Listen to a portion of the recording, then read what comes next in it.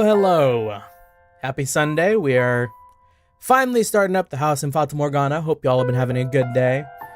Y'all might have heard me for a second there. I kind of totally forgot that my stream deck tells me I'm muted, and I forget that like I unmute myself at the scene transition. It's like, oh. So the nostalgic OST, yes, I've just started and already like I feel like this has set the tone. It's such a good like tone setter for what I'm expecting to be like a very like heavy story. And I also really dig the kind of like piano tones here on like the menu. Like you can totally just like, but yeah, heavy. Anyways, been playing a lot of Fallout 2 today. Watching Eli play Fallout 1 had me inspired, but man, does that game suck on like modern platforms. I feel like I spent like a good 2.5 hours just trying to get it to like run properly. Yeah, hefty. Anyways, yeah. First time really ever playing like a full-on just like straight visual novel. So I'm not sure if there's any settings here that I should change. But if we ever like notice something weird, then, you know, we'll make the adjustments then. But yeah, without further ado, let's go ahead and enter the mansion. Yeah, fast text for you. I might like fast text. I feel like I'm a decently speedy reader. We'll just like 60. We'll see how we do with that. I hope it doesn't like auto advance. I'm gonna be like fighting for my life trying to catch up with this story. Yeah, I still have to do my dailies, but Dying Light, the beast has me hooked. Me and Sky, me and Fallout 2. I opened up my Uma Musume today and collected my rewards and then closed it. We are failing our club. Sorry, Watermelon. But yeah, alright. Controller time. I feel like people play like visual novels on a controller, right? Plenty of people play on like consoles, PlayStation, Switch. Not so much Xbox.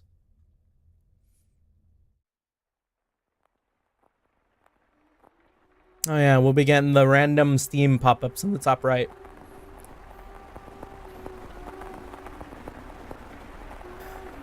There is a house. Or, yeah. There is a house. It sits beyond dark, dense woods.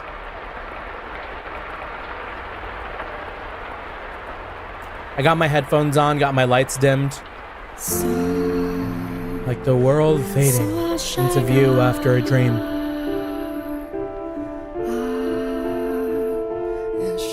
That old mansion appears before you. Ah, the vocals on this. Oh, that's so beautiful. Without realizing it.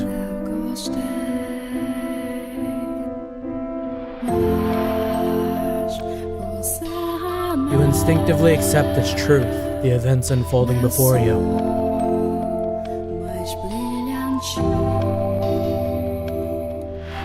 The house lives in perpetuity, an amalgam of myriad fates and generations.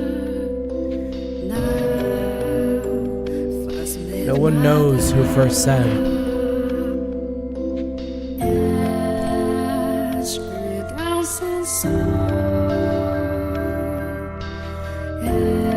that the mansion was cursed.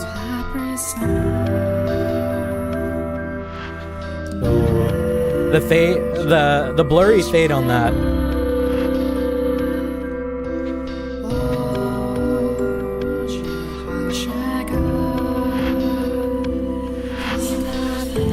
OST is louder than my voice. Yeah, I was worried about that. I'm gonna lower it a tiny bit.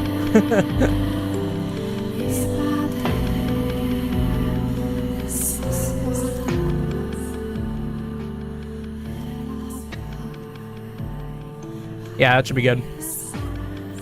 Yeah, the music though is so good.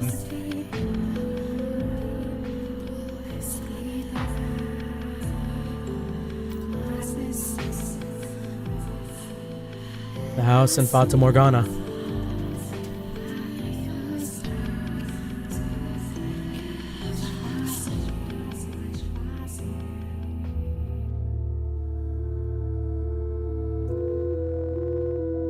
Our Father, who art in heaven, hallowed be thy name.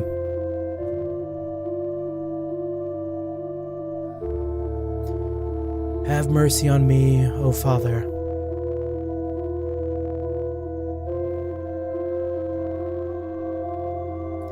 And cast their souls into eternal damnation.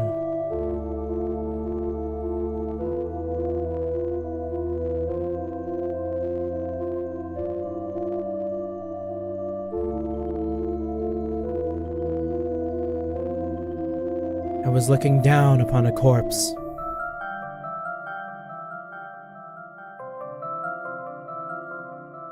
My own corpse. I was afflicted with great despair. At the sight of it being dragged to the place of my crucifixion, my soul crumbled, and I was wholly extinguished. Indeed, I did once lose everything. However, as I faded into darkness everlasting, I heard a voice calling out to me. And so, I vowed once more that no matter how long it may take, how great the obstacles that stand in my way, or what form you may assume, I shall come back for you. That I must return to that house. So I ask of you, please wait until this mutilated body arrives there once more.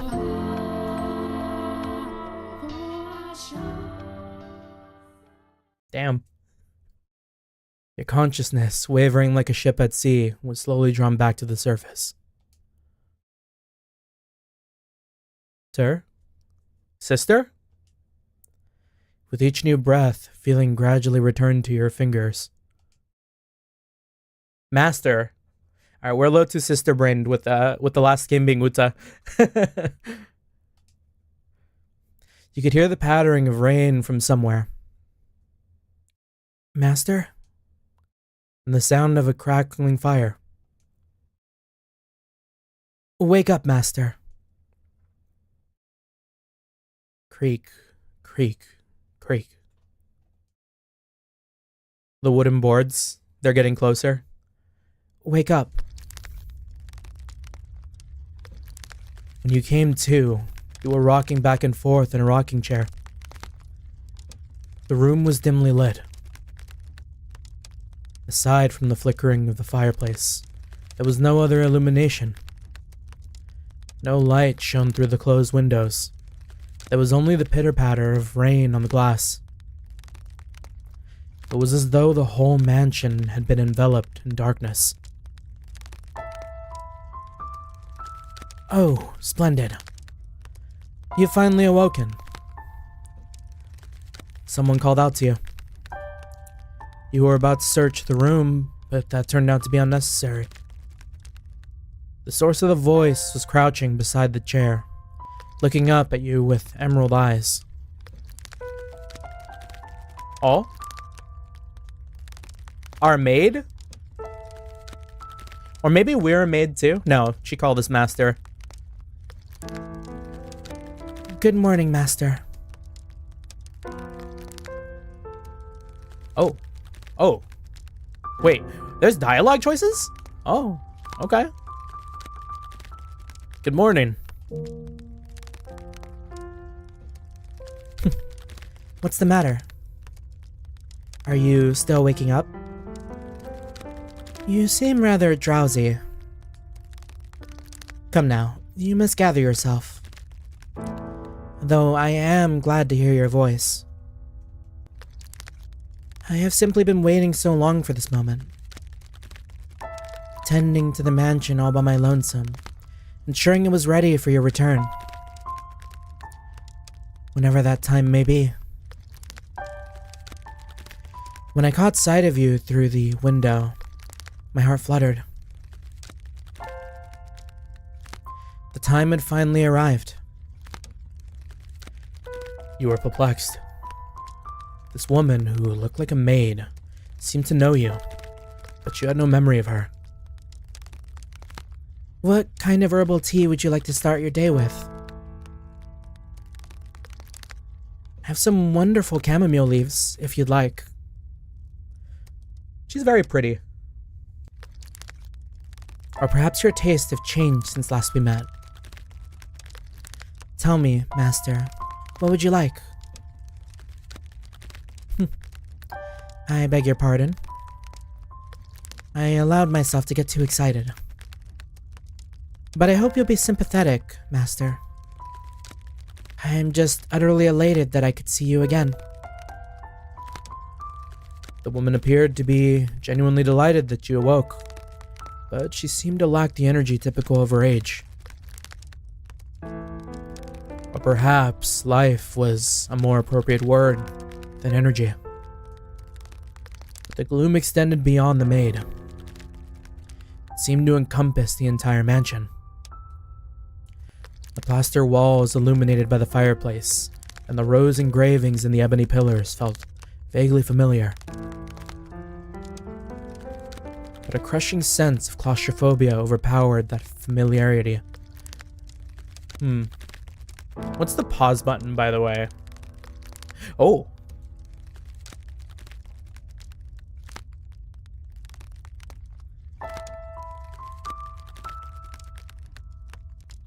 Okay, I don't see anything on controller. We're locked in forever! It seemed as though the house wasn't interested in accepting you just yet. We don't have a name yet, other than Master, huh? I'm seeing, like, the capitalized U's and, like... Oh my, you don't know who I am? Do you not know who you are either? That is quite the predicament. If you cannot remember who you are, then who am I to serve? The woman's face was pale, almost as though she... A faint chill ran down your spine. You're the master of this house. Though it would seem you have no memories of such. Quite the dilemma. If you know not who you are, then you are no different than a stranger to me, no? Amnesia MC again, stereotyping me wild! It just means there is a deeper mystery for me to uncover about myself. Indeed, you've returned. But from where? That I cannot say. Then how about this? I am a servant of this mansion, and as such I'm familiar with the many incidents that have taken place here. I shall show you the history of this house, Master. That'll surely allow you to recall who you are. The freshly awakened gears in your head began to turn as you mulled things over. The maid had called you the master of this house. But without a single mirror in the room, you had no way of seeing what you look like. Yeah, Haku Hakuolo. Unable to decide, he reflexively nodded. Let us be off then. And fear not. I merely entreat you not to let go of my hand. Should you hold it tightly, you need not worry about being washed away by the waves of history. No matter what happens, you mustn't let go of my hand.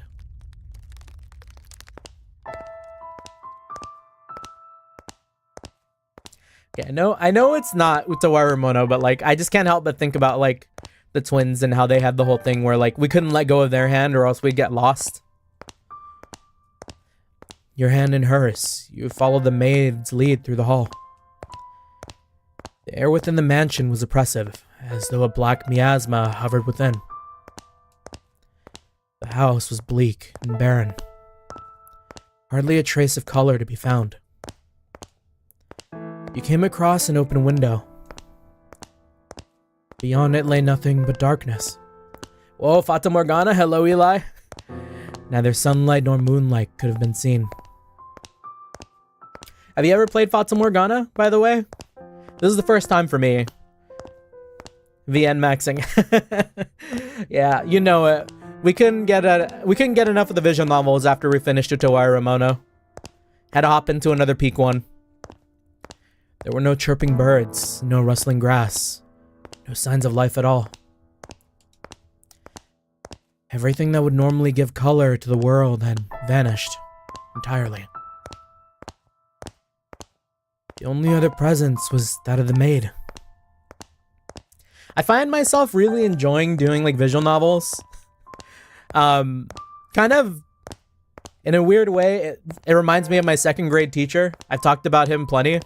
But like, I really love like storytelling. And I feel like this is a good avenue for me to like improve my ability to like sit down and tell a story, even though it's like not something of my own. It's just kind of, it's kind of neat. We like that about visual novels. About most games I play, really.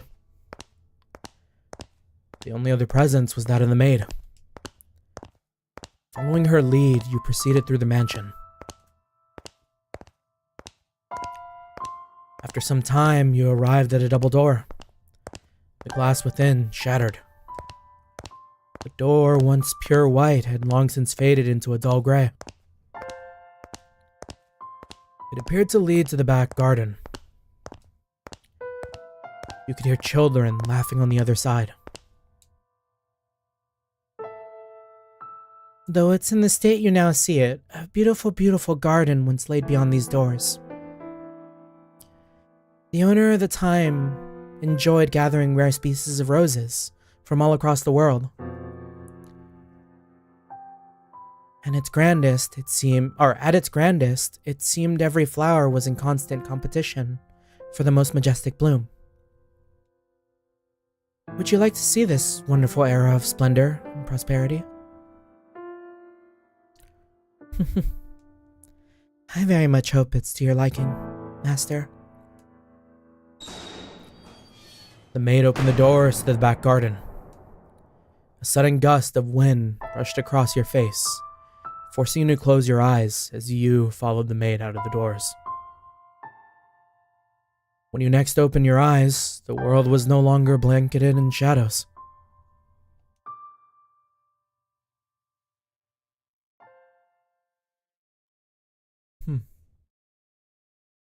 It's funny, I've been doing everything but the main story for this game. The first door. Wait, are we Sky the Third maxing? 1603. Move the cursor to the bottom right corner of the screen to display the in-game menu. You can save and load your progress. Okay. That's how I was wondering how we did that.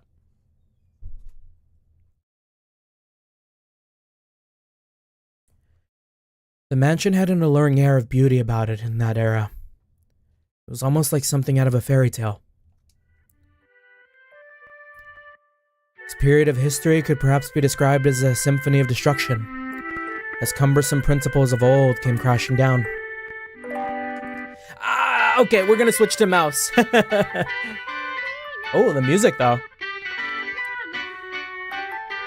Freed from the day-to-day oppression of these antiquated precepts, the people seem to hark back to the more poetic, expressive ways of old.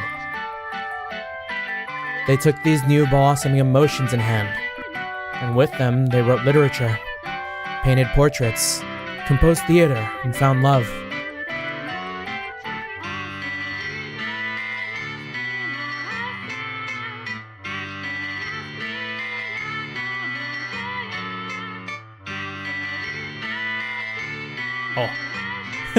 I thought that was like a thing. Okay. Even the church, which had maintained authority throughout the Middle Ages. Oh. The whimsy.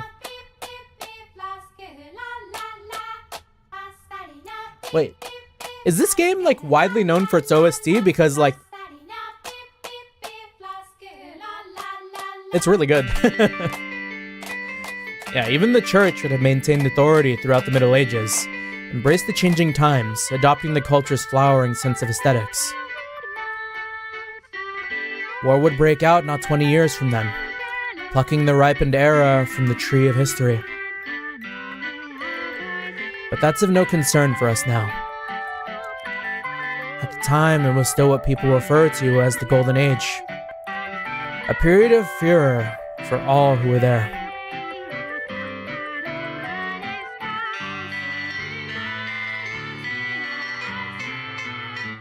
Now, let us take a slight detour. No, we will not be changing locations. This is a tale about the mansion from beginning to end. We will, however, be moving through time. Say, about 8 years into the past. A very wealthy family lived in the house then. The mother and father, brother and sister, all had distinctive, beautiful flaxen hair. I was always enamored by their hair. By contrast, mine is the color of a wet crow. See? There I am, standing around, looking rather a fool. I was happy back then.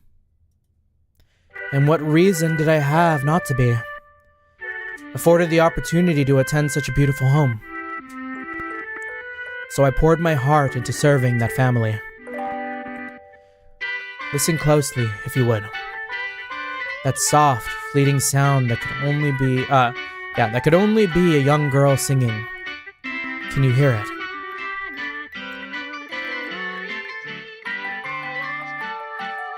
La la la, la la la.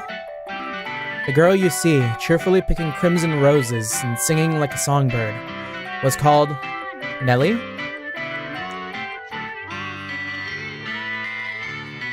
Nellie. Though young, she sang with elegance. Nellie was deeply fond of the house's garden, and she would often spend her afternoons there. Gorgeous roses gathered from all across the world. Wait, let me read that again. Let me speed up the text too. Quick text speed up. At like 80. Honestly, let's go 90.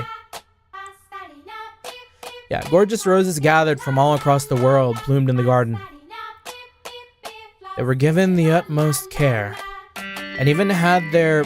Is it slower now? They were given the utmost care and even had their thorns removed.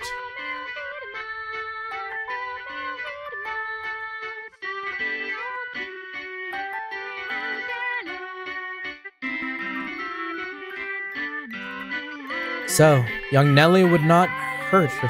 Yeah, that's it. Okay, hold on.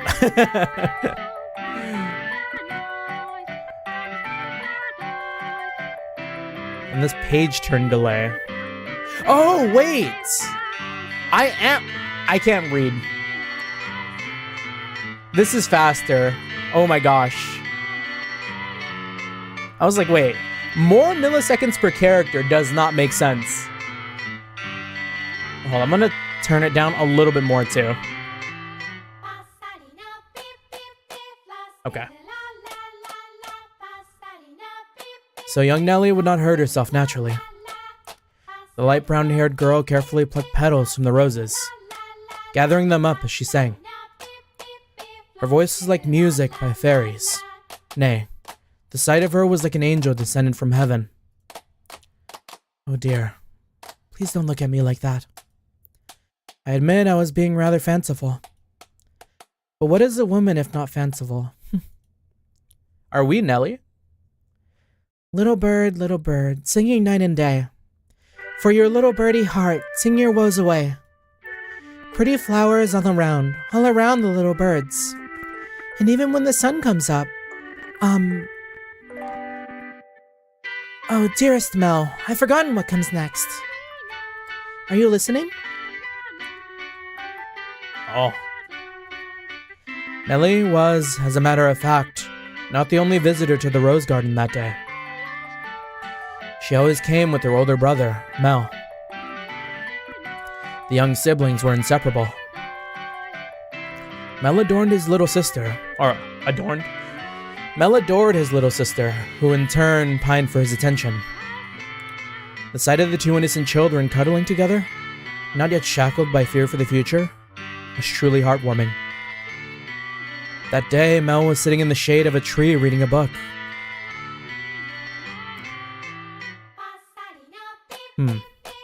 As I'm sure you're aware, in their time, books could not yet be mass-produced. What he was reading had been copied by a scribe. I presume he had borrowed it from the church. The book, having passed through many hands over the many years, was visibly worn, but I suppose that just speaks to its importance. It was, in fact, a Latin grammar textbook he was reading. Mel was a clever boy. He had attended church from a very young age, where a priest would instruct him in Latin grammar. So at the time, I believe he was capable of reading even advanced texts.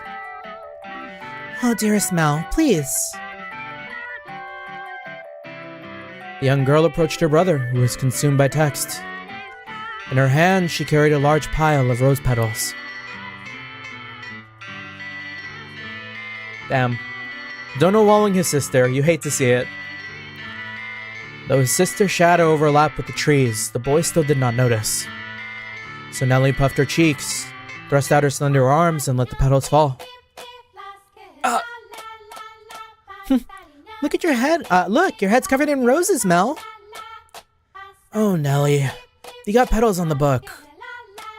This isn't mine. I can't afford to let it get dirty. It's your fault, dearest Mel. I tried to get your attention. And besides, flowers won't get a book dirty. I must raise the white flag. When did my little lady find herself such sharp wit? While waiting for you, dearest Mel. I waited, and you didn't so much as glance at me. I'll be an adult by the time you're done reading that book. Wow, that soon? That soon. Mother says girls grow up fast. She may be right. In that case, we should do something together before you're all grown up. Surely you won't play with me any longer when you become an adult. That's not true. I'll still play with you even when I'm grown up. But grown-ups don't play, Nellie. Fine. I'll stay a child forever then. You know, sometimes when I hear people hear that phrase uttered, like, staying a child forever has like a kind of grim undertone, no? Like,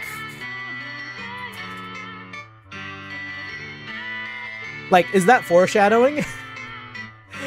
Let's get going. I mean, like, I don't know. Didn't you just say you were about to grow up? You're so mean, Mel. I'm sorry. Please don't pout, my little lady. How about this? To make it up to you, I'll play whatever you want today.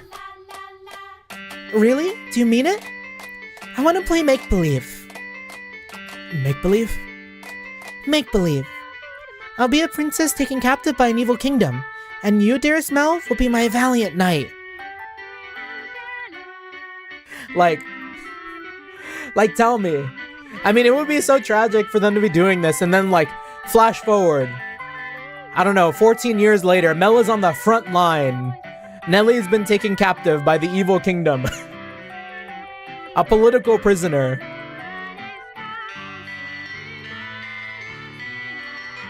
And then you turn into a prince when you rescue me. A knight can become a prince? Impressive. They can. Knights and princes both have to be charming, so of course they can. Which is why I must be you, dearest Mel. No one else can be my prince or my knight. While he may have appeared outwardly embarrassed at it, as his rose-cheeked sister proclaimed proudly, I'm certain he was smiling on the inside. After a few moments, he meekly knelt, bringing himself to eye level with Nellie and gently stroking her soft hair. All right then. You're my princess, Nellie. And not just anyone's princess. Dearest Mel, but yours alone. So, don't be anyone else's prince but mine, okay? Nellie. Jeez, my princess is quite the fawner. Is that bad? Does that make you dislike me? Not at all. I'm proud to have you as my sister, Nellie. You mean more to me than anything in the world, my dearest princess. Something else to remember too, I guess, is there were, I will say, very close families back then, weren't there? Like, very close.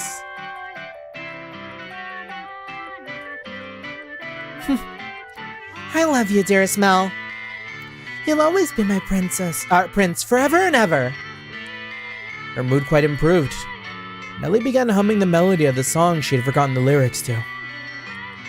Holding the skirt of her dress out from her body, the young girl pranced about the rose garden. Mel, his eyes on her back, gave a little shrug. Oh, Nellie, don't come crying at me if you trip running like that. But Mel was not entirely disapproving of his sister's excitement. I'm waiting for something bad to happen to these kids. Like, Papa's gonna show up and it's gonna be, like, terrible. Or, like, Mama's gonna show up and it's gonna be terrible. He carefully brushed aside the petals on his book, set it in the shade of the tree, and began chasing after Nellie. They were picturesque siblings, brimming with hope. And at this time in their lives, there was nothing to jeopardize that hope. Would it not be wonderful if children could stay children forever, Master? As I see it, though, the pleasant, gentle times in our lives have value because they come to an end. Wouldn't you agree? Time continues to flow, impartial and without exception. And as such, everyone's childhood comes to an end. Be that as it may, does time also flow at the same speed for each individual? Now, let us take a trip down the river of time. I'll be very much delighted if you could remain at this point in time. Or if we could remain at this point in time. But unfortunately, we cannot. Yeah, that's the maid talking to us. Please, do not let go of my hand, Master.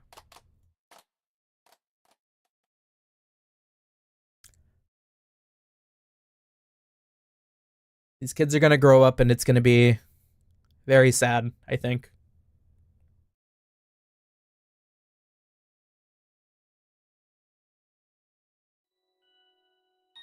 Okay, it looks like we're in a church. Nah. How you doing, Sky? I'll be on my way then. Oh, you usually stay for longer. Yes, I have an errand to run today. Thank you for your time, as always. Would you like the book back sometime next week? Next week or the week after. Hold on to it as long as you'd like. But surely there are others who want to use it. None as sharp as you, Mel. Put yourself in my shoes and you'll understand. I want to give you any advantage you can get. Yeah, the music is so pretty in this game so far. We look in old school for this one, you know it. I don't actually know what year Fata Morgana properly came out, but I've always heard this is one of the classics, and one of my favorite VTubers, this is like one of his favorite visual novels of all time, so I super duper wanted to go through it myself. Like, he did his own playthrough, but it was I was always eyeballing this, you know, so it's I want to experience it, and then if I really like it, I would love to see his reaction, you know? Yeah, 2012 released. I need more visual novels, to be honest. Although it is probably going to be a lot of reading. Maybe as much as I've done for Utawara Ramono. But anyways, yeah, I hope you're having a good Sunday, Sky. 2012 is recent as fuck, right, guys? Right? I actually wouldn't have clocked it for 2012. This is like, the art style feels very like, late 2000s to me. Like, I would have pinned it for like 2009. I mean, it's not that far off from 2012, right? Yeah, like high school. We would have been in our sophomore year.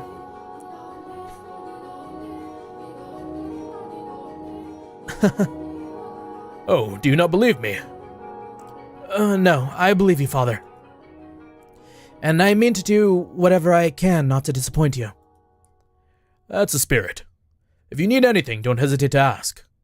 I'm proud to have you as my pupil. Ah, yes, and Mel, do consider what we were talking about. Going to university. Indeed. If you do, I can introduce you to some accomplished instructors. There's very little left for me to teach you, and I believe you would make a fine priest. It's an honorable thing, Mel, to devote yourself to the service of our Lord. But it seems like he came from like a royal family. How often does like a son of a royal family like turn to priesthood? I don't know too much about like this era of history and like how like bloodlines and like I feel like they would probably, if they had or held power, they would have like tried to remain in power, no? Yeah, I was playing some Phasmo and got TM Opera. Oh, my first free temple. Let's go! Huge. I really want TM Opera. I'll give it some thought. If you'll excuse me then. I'll see you again. Our doors are always open. Farewell.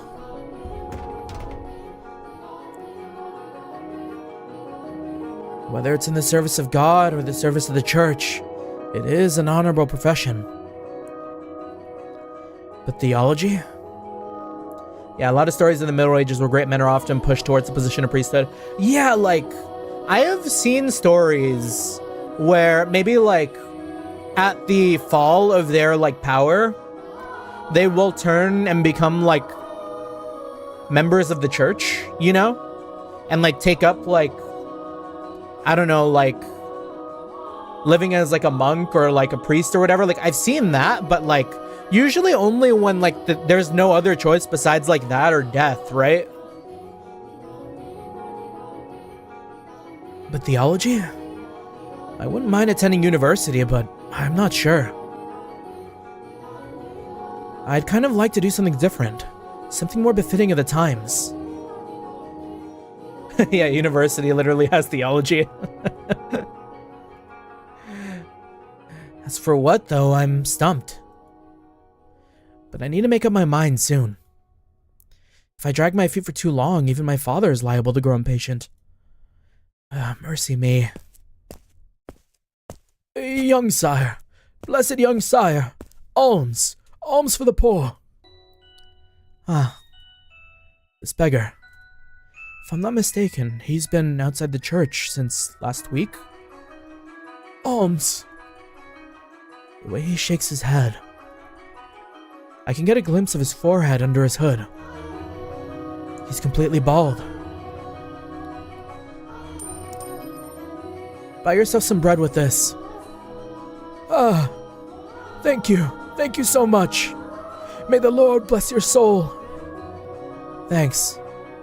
The Lord. Oh no. Nellie's gonna be cross if I don't hurry home. Curses. And it looks like it's gonna rain. Master? Master? Oh, thank goodness. You appear to have a firm grasp on your consciousness. Oh, we might have separated from the maid here? I was afraid you had accidentally let go of my hand. Now, Master, this is the period of time I truly wish to show you. The boy reading in the rose garden was now a fine young man. Nonetheless, he still bore the same gentle eyes as before, and he would from time to time show remnants of that innocent young boy. He was, in his own mind, still making the transition into adulthood, I suspect. Mel frequently visited the church on Sundays to participate in Mass. Of course, but more often to be tutored by the priests. In addition, he also attended a private school run by the eminent Marquise. Though it was not a school where students had desks and sat in rows. They studied at the Marquise's estate.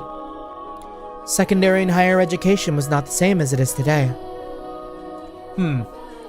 Oh, so we've really jumped back a very long time then. I mean, I don't know when, secondary, higher, education like that started to happen, but...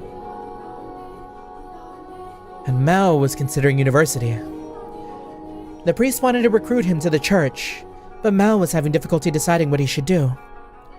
That he had such a choice is envious, is it not? Yeah, not everyone gets those choices. Sometimes you are pushed into, certain paths in life, and, you do have to, make do. Good afternoon. I'm here to pick up my order. Is it ready? Aye, ready and waiting, young Master Rhodes. Ah, Mel Rhodes. Oh, don't call me young master, please. I beg your pardon. Cannot seem to get my head out of the past. Your order's right here, sir. Mel had stopped at a jewelry store in the center of town on his way back from the church. The building was both a workshop and storefront, and the nobles of the area were deeply fond of the master's wares. He was so skilled, even the royal family had commissioned work from him. As a matter of fact, the wooden sign out front was engraved with a replica of a piece of jewelry set to be on display in the palace. As artistry flourished in this golden age, the number of shops selling luxurious items such as jewelry rose in kind. However, the clientele of these shops comprised a very narrow range of people.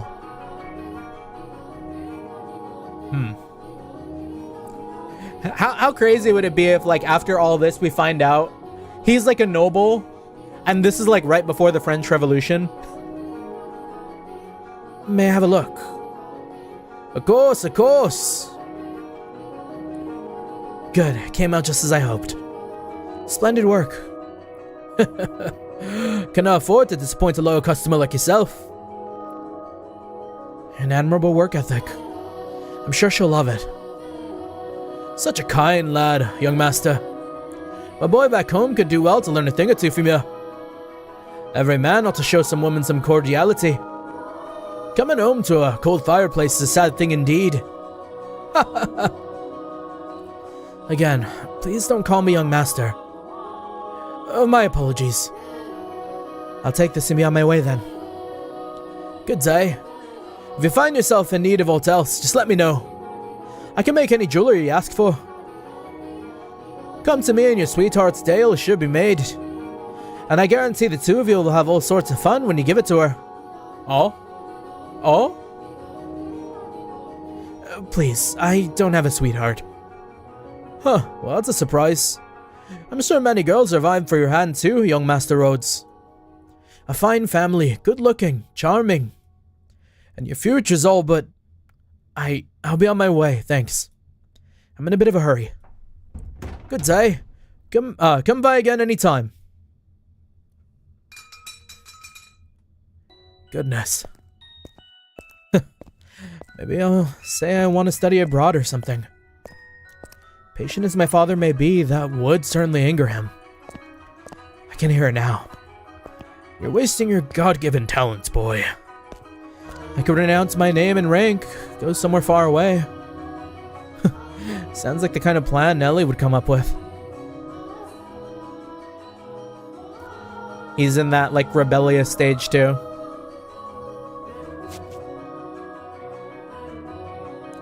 As he drew closer to the mansion, the rich fragrance of roses grew more prominent.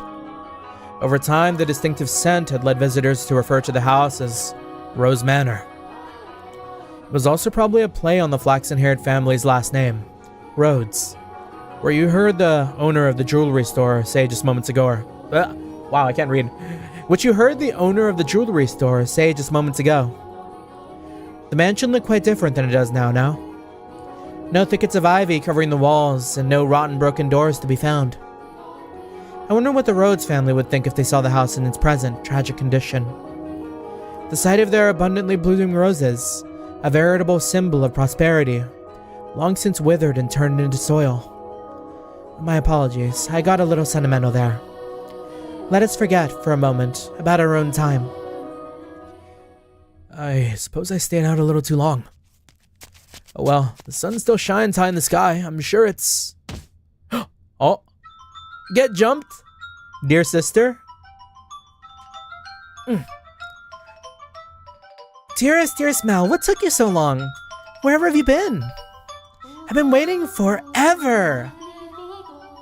Nelly? You're not in the house. Nope, you were taking so long I decided to wait by the gate. Very cute. But you didn't notice me at all. Is that any way to treat a lady? All that studying's got your head stuck up in the clouds. No, it hasn't really. Also, you're heavy. You don't just say that to someone. Could you please get off my back? I mean, I guess you could say that to your sister. But even then, that feels a little rude. Heavy? I've been gradually reducing the amount of sweets I eat, and I love sweets. To maintain my figure for a new dress, and you call me heavy? I didn't catch that. Were you saying a tongue twister? You're such a dimwit, Mel. Jerk, blockhead, weakling. Obnoxious to boot. Whatever happened to the delightful little girl who was once my sister? She'd probably throw a fit if I said that out loud. Should you really be outside, Nelly? You are the star of today's event. Is this what they used to call the debut or whatever? I seem to recall that was a thing in old times, where royal families would debut their daughters or something to open them up to marriages from other royal families and stuff. I don't know if I'm making that up. That might not be real at all, and it might just be something I picked up from playing too many fantasy games. It's fine. They can call it a birthday party, but I know it's just about fraternizing. It's obvious what Father's true motives are. Oh, it's her birthday. Yeah, 12 years old. It's time to get engaged. I say only in the context of the time period. Do not get it twisted. It's obvious what Father's true motives are. He'll be gathering a bunch of boys from good families to look for someone to marry me off to. I have no interest in that at all. Don't be like that, Nelly. They're all here for you. At least enjoy what you can of the party. I guess. And besides, it's not completely terrible. Look at this, dear Smell. What do you think? What do I think? About what? Obviously, she's talking about the dress, my man. Or the fit. About what? Mel. My new dress. It arrived. I'm wearing it. How could you not notice? I did notice. It was something I hadn't seen before. But you have so many dresses, Nelly, so... But this is the dress I had made just for today. Look at the colors. They're so pretty. It's the work of a renowned dyer. And this belt is just lovely. You see how it comes together to form a butterfly? Oh yeah, that is a really nice belt. Oh, I love that. Oh, and has the ivy always been on the side of the frame like that? That is so cool. I could totally see it being symbolic of us not being in the present time. Oh, I wonder if there's ever going to be a moment where the ivy's gone and we'll know we're actually there or something.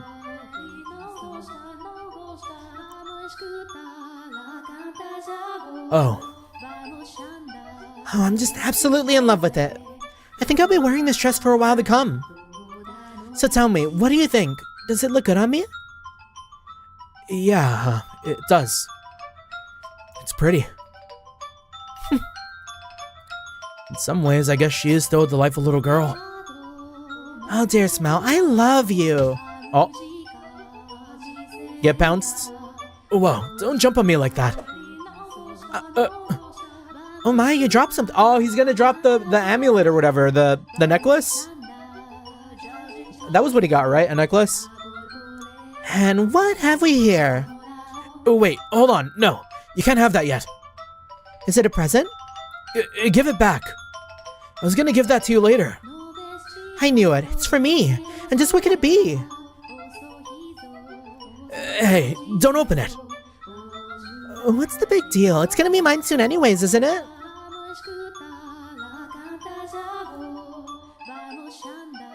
Oh, I love it. A rose necklace. And this design, it's from the jeweler the royal family uses. Oh, my dearest Mel. You had this made just for me. Oh, jeez. Defeats the purpose if you open it before the party. Happiness is always better sooner rather than later, Mel. I think I'll put it on right away. Oh, cute. There, how does it look? That is a very fancy necklace. Looks lovely. My prince is still the sweetest in all the land. Don't make such weird noises. I've noticed that the current version of I Am Light the Beast has a visual glitch. Oh, night's not shown properly, shown as daytime. Ooh. If the zombies act differently at night, tragic. But why not? A prince always knows exactly what his princess wants. And this princess wanted some rose jewelry to go with her new dress. Understand? Jeez, you sure don't have it easy playing your prince, Nelly. It might be about time you found a new one. A prince is a prince because you can't just find one standing on the street corner. If you want to retire, dearest Mel, you're gonna have to wait another 10 years. That's a long time. Or if you find yourself a new princess. I'm not so... You're about as romantic as a rock, dearest Mel. But worry not, your adorable sister will always be your princess. What more could you want? Are you really allowed to be the judge of that? The Brocon. I'm more to you than any other girl in the world. Or I mean more to you than any other girl in the world, do I not?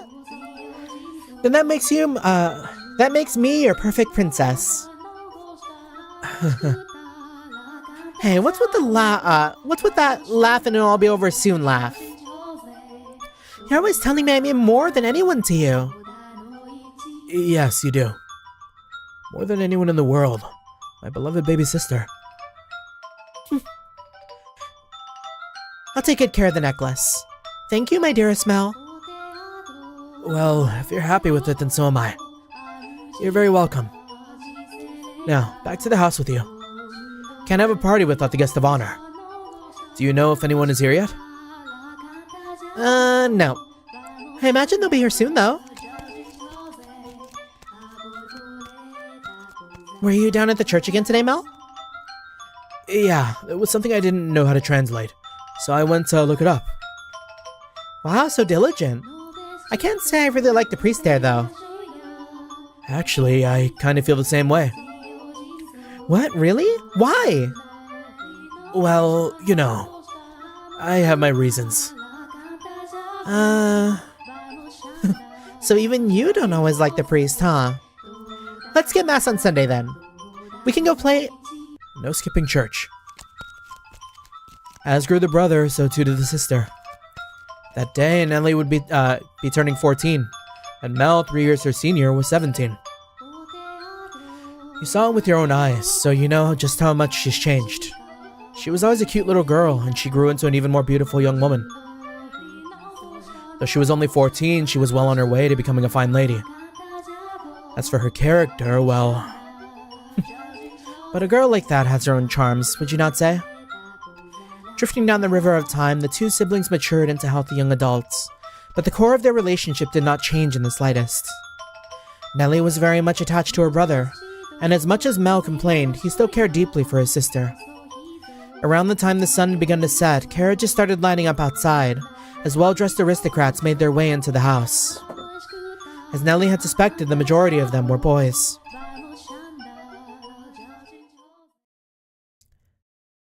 Yes, I understand. You don't need to say anything more. Rose Manor, right? Okay, we'll go together.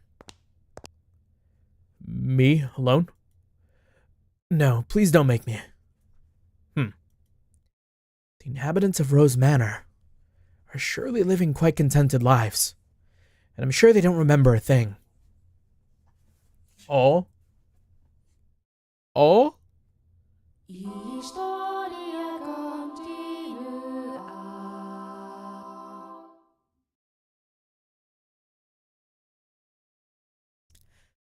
That might be...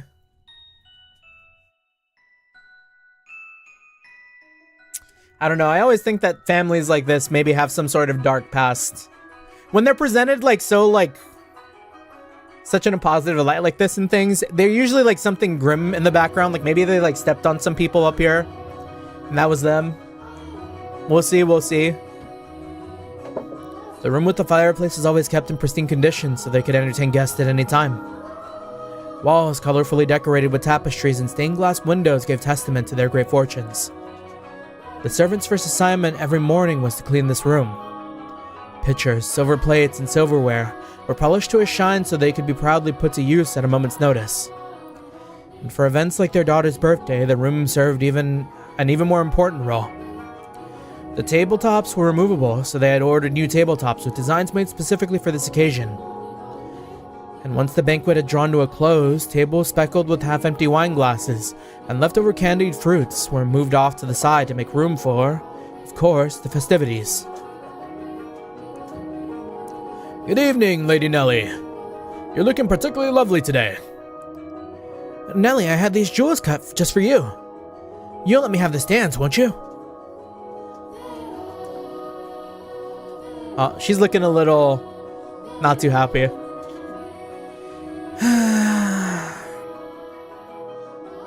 What's the matter, Nellie? You look exhausted.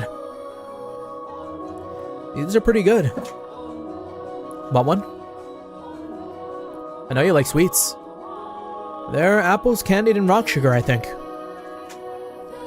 You disappoint me, dearest Mel. Rock sugar? Is that just like coarse sugar?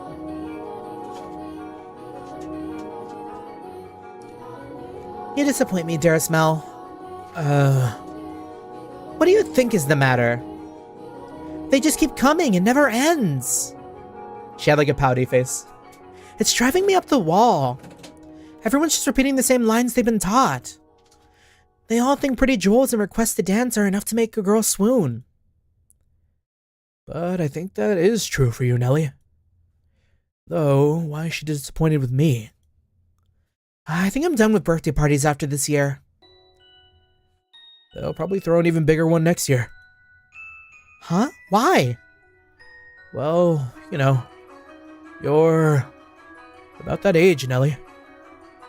We are a reasonably distinguished family, so there are a number of different houses that would like to have connections with us. So what you're saying is do it for the family? No, that's not... I won't date or marry anyone. I have no interest in being used as a pawn in their inter-family politics. Pawn? I wouldn't go that far. And I'm sure Father would want you to... or wants to let you choose for yourself. You know, someone you actually love. Love? I never thought I'd hear you talk about love, dearest Mel. You don't even understand what makes Shakespeare's plays so beautiful, and you're talking about love? You fell asleep during Romeo and Juliet, and you're talking about love? We went all the way out to the Globe Theater, too. Well, pardon me for being ignorant when it comes to romance and the arts. But you're not, Ellie. Shakespeare's make-believe story made you cry like a baby. Anyone would cry at that. You'd have to be crazy to sleep through it. That's not what I'm saying.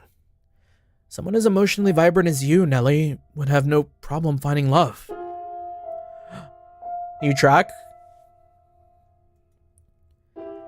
Dearest Mel, we should dance. Lady Nellie, could I have this? Let's dance, dearest Mel. What? Me? Wait a... Come on, I really like this song. Quit pulling on me, Nelly. What's the point of us dancing? We're siblings. Mother and father are staring daggers at us. No matter. What day is it today, dearest Mel? Your birthday. Exactly, so I can do what I want. Now attend to your princess, as a proper prince should. Ah, jeez. How did I get myself into this? Nellie's skirt fluttered along with her as she stepped in time to the music. She was not only a skilled singer, but a skilled dancer as well. Mel, on the other hand, fumbled over his own feet to try and keep up. One would be hard-pressed to describe his dance abilities as good, even as flattery. He's got 2 left feet, just like me! The boys of his pedigree were taught to dance as part of their etiquette lessons. He found himself more being dragged around by his sister. He could hardly be said to be attending to her. This is humiliating. Because his parents had been hands-off in raising him, largely giving him free rein to study and learn what he pleased, Mel looked like a tangled-up marionette. From throughout the hall, he could hear giggling, uncomfortable chuckling, and people coughing to disguise their laughter. Come now, dearest Mel. If this is the best you can manage, what are you going to do when you find a girl that catches your eye? I won't, so it doesn't matter. Follow my lead, Mel. 1, 2, 3. 1, 2, 3. Nellie alone enjoyed her time dancing with her brother, and quite thoroughly at that. It didn't matter to her that he moved awkwardly, or that the guests were giving them cold stares. It was their parents who first cracked under the pressure. Gotta say, if they gave, I guess you couldn't, but like, I already really like what they're doing with these characters. Just as their father was about to give an exaggerated cough and stop the music, a ruckus suddenly swelled up near the entrance. What could that be? Oh no, why did I have to say I like them? Someone's gonna die! Who knows?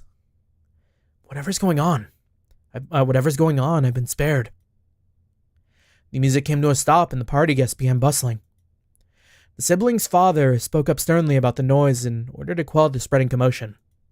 He ordered the servants to investigate, had the music restarted, gave a short apology for the interruption, and set the party back on course. I went to go check on the entrance with the other servants as I recall. Oh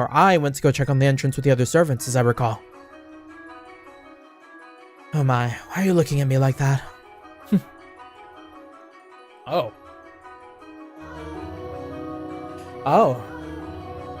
So, the maid at the start of the game, has she been present for every one of these families?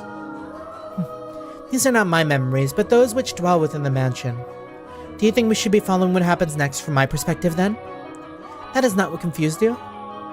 Well, your question shall be answered in time. In time. Now let us return to our tale. Though the party had fallen still for a moment, their father's decisive actions restored the guests' festive moods in short order.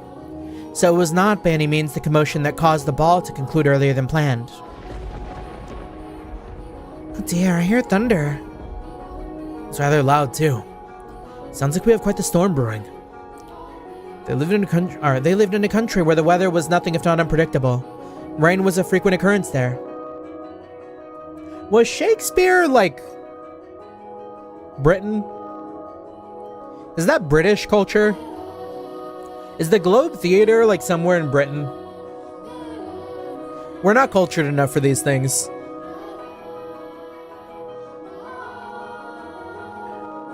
The stretch of time with clear skies grew longer as summer approached, but the weather was still somewhat unstable on the cusp of the 2 seasons. They had a strong wind that night as well, which turned the raindrops into little spears on the window. Were the party to continue on any longer, no one would be able to go home. Although their father was quite concerned that Nellie had not gone on with any of the aristocrat boys, he decided to cut the festivities short.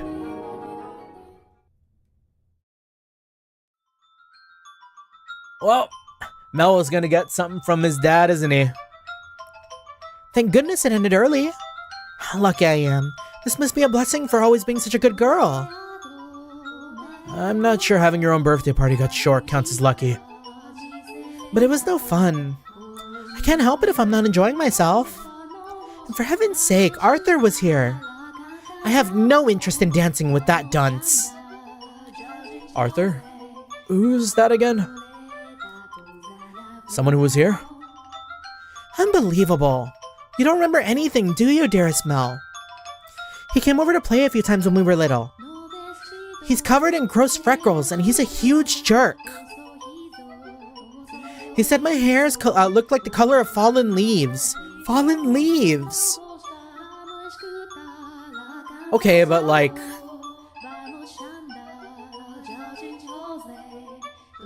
yeah.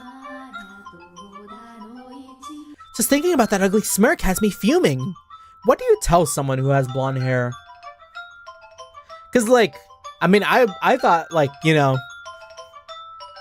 I don't know, if you hit someone with like the falls, like fallen leaves or something, I'd be like, oh yeah, like, that's kind of like cute. Yeah, 8 leaves, 1 blade, fallen leaves. Nelly is a secret practitioner. Yet he acts like nothing happened. He even called me Lady Nelly for goodness sake. Are you listening, dearest Mel? I'm listening. I wonder what the ruckus was earlier, though. Just say autumn instead of... oh, yeah, autumn makes way more sense. Thank you. Thank you for the Riz check.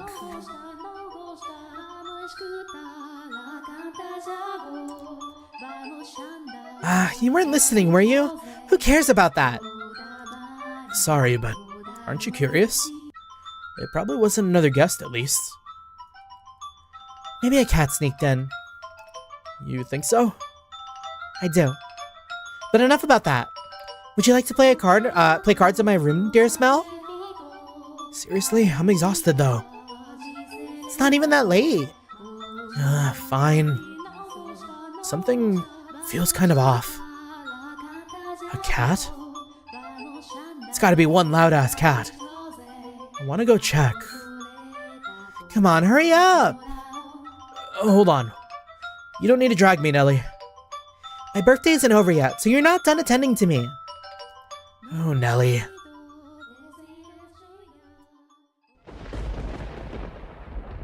Dun dun dun!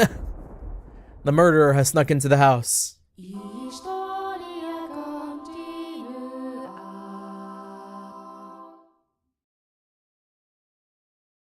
I should get like a stinger for my scene transitions instead of that like static thing I'm doing.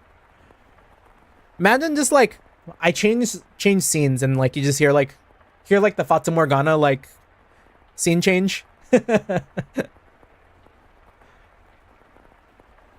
rain won't let up. I can't sleep. And he's got a bit of dirt on him. Oh wait, no, that's the ivy. Wonder what the commotion earlier was about. Ah, for goodness sake. It's all the storm's fault. That's why I can't sleep. I'm just fretting over nothing. I'm sure Nelly was right. It was just a cat. Maybe a dog.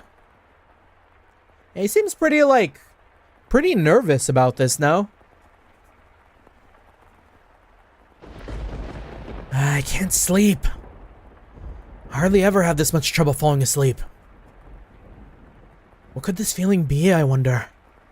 It's not quite foreboding. Walking around the house at this time of night isn't going to help anything. But I'm not going to fall asleep just lying here.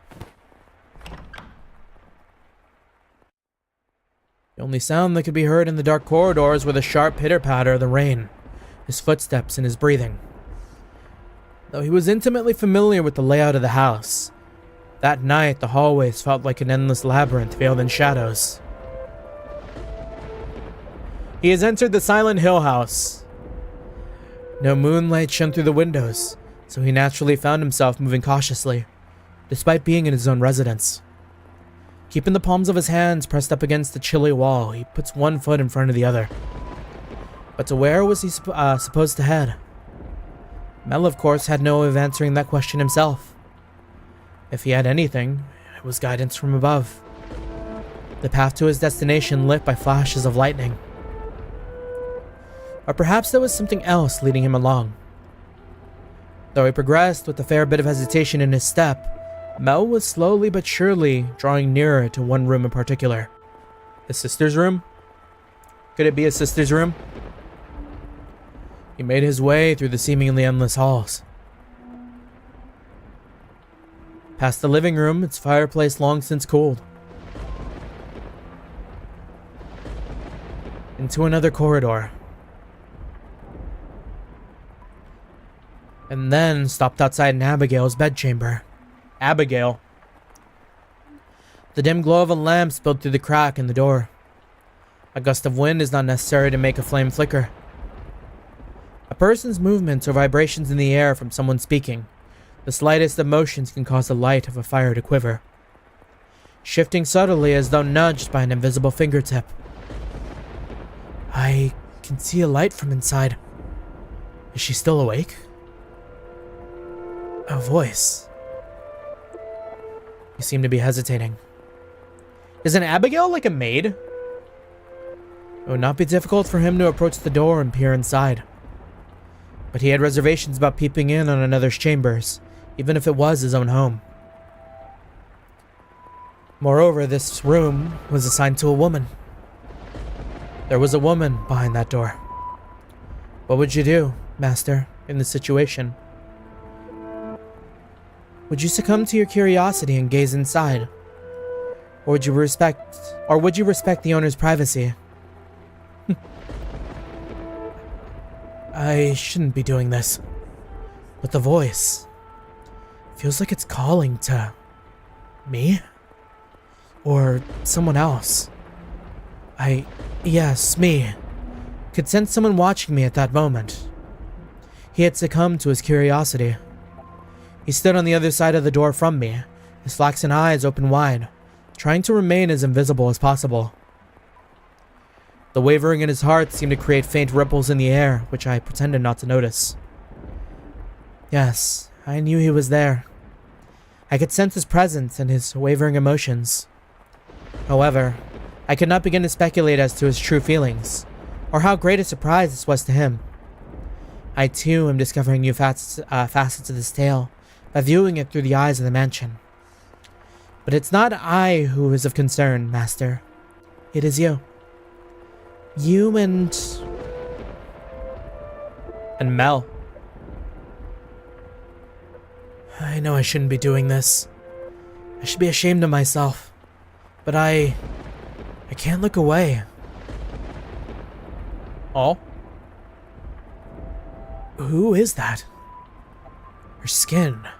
It's so pale you can practically see through it.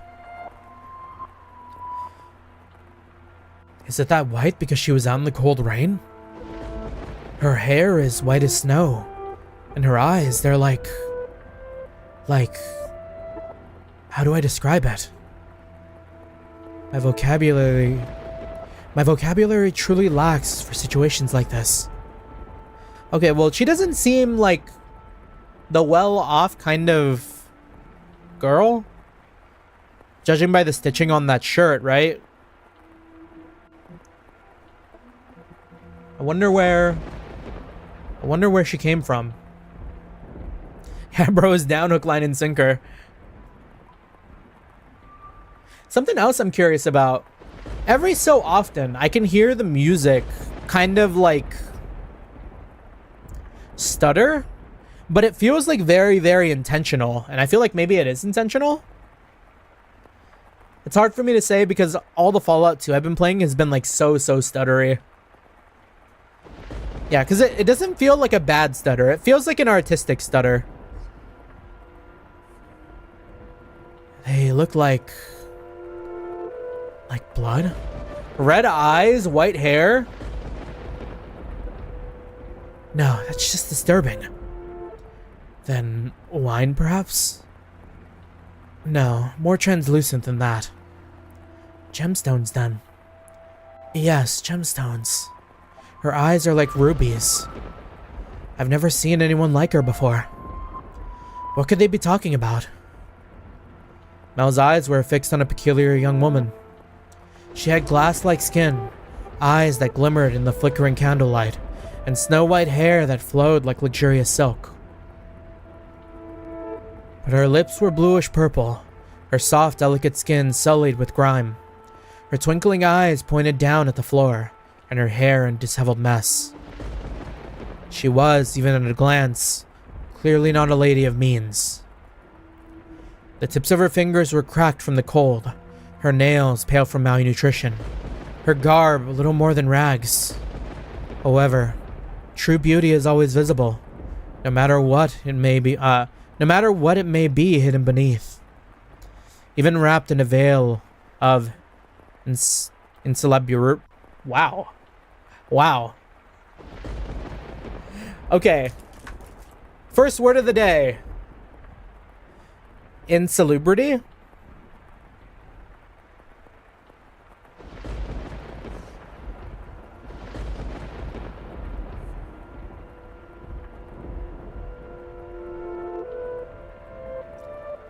Define insalubrity. Let's see. Insalubrious is not conducive to health. Oh, so that's just a fancy way to say, like, not looking too great. Okay. Good to know. Also, let's go ahead and make a save, because we haven't made a save in a while. Even wrapped in a veil of insalubrity. Even if she thought herself hideous. I wonder what happened to her. Mel could no longer avert his gaze from the girl's visage. He had, for the time being, forgotten the shame he felt for peeping. As he strained his ears to hear the conversation taking place inside, a sickly voice arose from the white-haired girl's purple lips. So feeble was the sound that a gentle breeze blowing through the room could carry it away. I apologize for the trouble. Think nothing of it. Give your apologies, and thanks to the mistress. Understood. She must have walked into the house, and the maids took care of her to, like, not cause a scene. There is something strangely comforting about this house, almost as if I've been here before. If my father were here, I'm sure he would be quite fond of it. I am sorry about your father. There's nothing you could have done, I imagine. When you came to our rescue, he was already... Rescue? Father? Was that perchance what the commotion was about? He stared intently, entranced by the scene unfolding beyond the door. A gaze often signals one's presence to others more effectively than words. The white-haired girl could likely sense him there as well. She flicked her gem-like eyes upward. Are we gonna see her eyes? Damn. That was when the boy finally felt a pang of panic. For a split second, his flaxen eyes met her ruby eyes, causing him to recoil from the door. His heart was pounding like the rain outside. Careful not to make a sound, he took 2 steps away. Did she catch me? I'm not sure. It was only for a moment. She can't have seen me. The boy did not have the courage to peek in the room a second time, so he cautiously returned to his bedchamber as quietly as he could manage.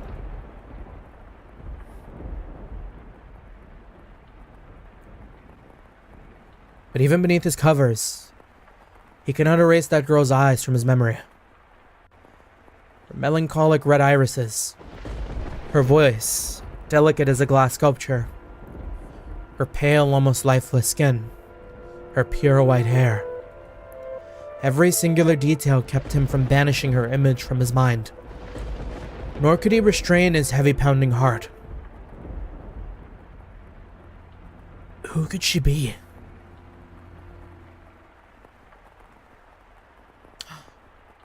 That looks like the maid. Is something the matter? No, I just thought I felt someone watching us. It's only your imagination, I'm sure.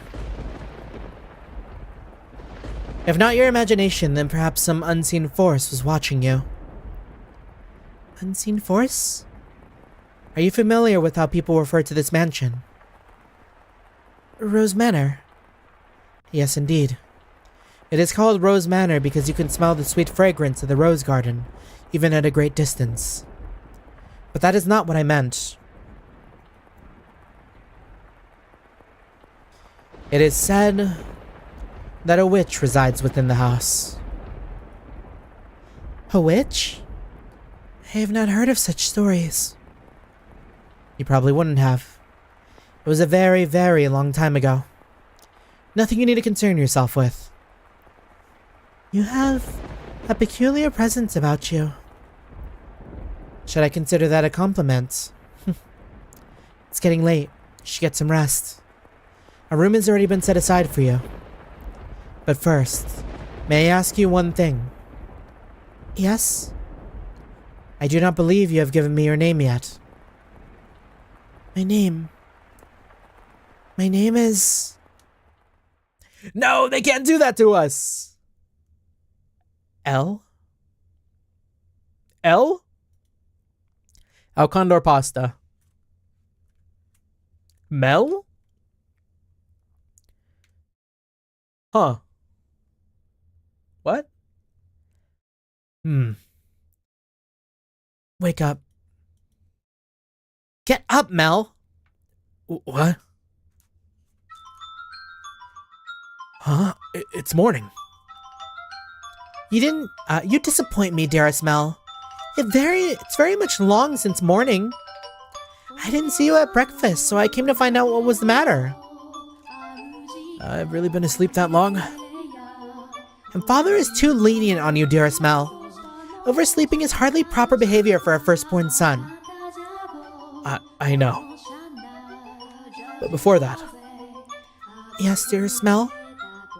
What are you doing in here? You can't just go prancing into a boy's bedchambers. Leave that to the servants. I did send one for you. You're the one who refused to wake up. Besides, it's not like we're strangers. We used to sleep together all the time. That was long ago. Things are different now. Oh, you're overthinking it, silly. Now hurry up. Out of bed, sleepyhead. Alright. I'm getting up. So you can see yourself out. Oh my, you look awful, dearest Mel. For someone who overslept, you look like you didn't get a wink of sleep last night. You think so? You didn't go out on the town last night, did you? Naughty, naughty boy. I would never. You know that. You squeaked. I don't think I believe you. I didn't go out last night or anything. I'm tired because you had me playing cards until late, Nelly. Hey, we weren't playing for that long. Besides, look at me, I got up just fine. Anyway, shoo. I can't get dressed with you in here. Fine, I'm leaving. Phew. Oh, sleep. I almost forgot, dearest Mel. But what now? Come on, no need to be mean. I'm sure you'll be quite surprised at the news. Oh? At breakfast, which you missed, Father told us. Told you what? Do I really want to say it? It sounds like you want me out of your room, dearest Mel. Please, Nelly. We got a new maid today from a house we have ties to, supposedly. I've never seen anyone like her before. For supposedly coming from a good family, she isn't very graceful. I've never seen her at social gatherings. Is the reason why we haven't seen the dad?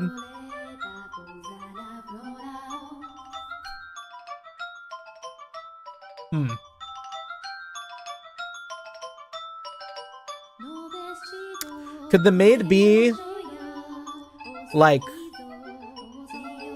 a child of an affair? But that's not the surprising part. Does that maid... She's peculiar. Has a very unusual appearance, that one. have white hair? What? How do you know that, dearest Mel? Thanks, Nellie. Hey, get back here. Oh, for goodness sake, what's gotten into him? I mean, that is just like albino, right? It's just like, this woman here is albino. That is a thing. At the time, the majority of servants at the mansion were men. However, the ladies of the house all had Abigails, so there were several women servants, myself included. The maids, by and large, were selected from the daughters of other esteemed families. It was, you could say, a sort of training before they entered society. The girls would serve at houses even more powerful than their own, and the white-haired girl Mel saw the night before was one such maid. When he had heard this, Mel could not sit still any longer. Oh, I didn't really think this through, did I? I don't even know where she is. I'm guessing she's probably Mother's maid? White hair. It has to be the girl from last night. But deep down, he was having difficulty believing the young woman he had seen the previous night to truly be a servant. Can you blame him? When he saw her, she was an absolute mess. Hardly what you would envision from a girl of class. But he did not seek her to find out whether that was true. He merely wanted to see her once more, to ascertain whether what he had witnessed the previous night was real or his imagination. And he wanted to have an actual conversation with her. He has caught feelings for sure. I don't want to run into Mother. That would be awkward. He was heading towards his mother's bedchambers, but the closer he drew, the heavier each step grew. He rounded a corner, debating whether or not to head back, and stopped in his tracks. On occasion, wishes do come true. When Mel turned the corner, he saw her. The same girl, with that same white hair. She appeared to be cleaning the hallway. She traced along the wood carvings lining the wall, making certain not to miss even a speck of dust. The girl wore a pristine dress, the uniform of the mansion's Abigails. There was no longer any filth to obscure her beauty. All that had covered her pure white hair and glass-like skin was no longer. The one thing that had not changed was her listless ruby eyes. Pardon me. Hearing his footsteps, the young woman raised her head. Mel's gaze, and for a brief moment, merely blinked. Hearing his footsteps, the young woman raised her head. She caught Mel's gaze and for a brief moment merely blinked at him in silence. Lord Mel? Yes? Your father informed me of you. Did he? I guess I don't need to introduce myself then. I believe she made an attempt to smile. That was difficult to tell, and she quickly dropped her gaze back to the floor. Flax and Ruby met only for the briefest moment. She seemed to be looking at both someone and no one at all. Everyone here truly has the most beautiful color of hair. Did you have business with the mistress, Lord Mel? I can let her know if you'd like. No, I was looking for you. For me? Mel felt as though all the blood in his body had begun to flow backwards. He could not effectively describe the sensation, but in a word, it resembled panic. Oh yeah, he's so got it bad for this girl. On his way to find her, Mel had come up with a number of subjects he wanted to talk about, and he generally had little trouble speaking with others.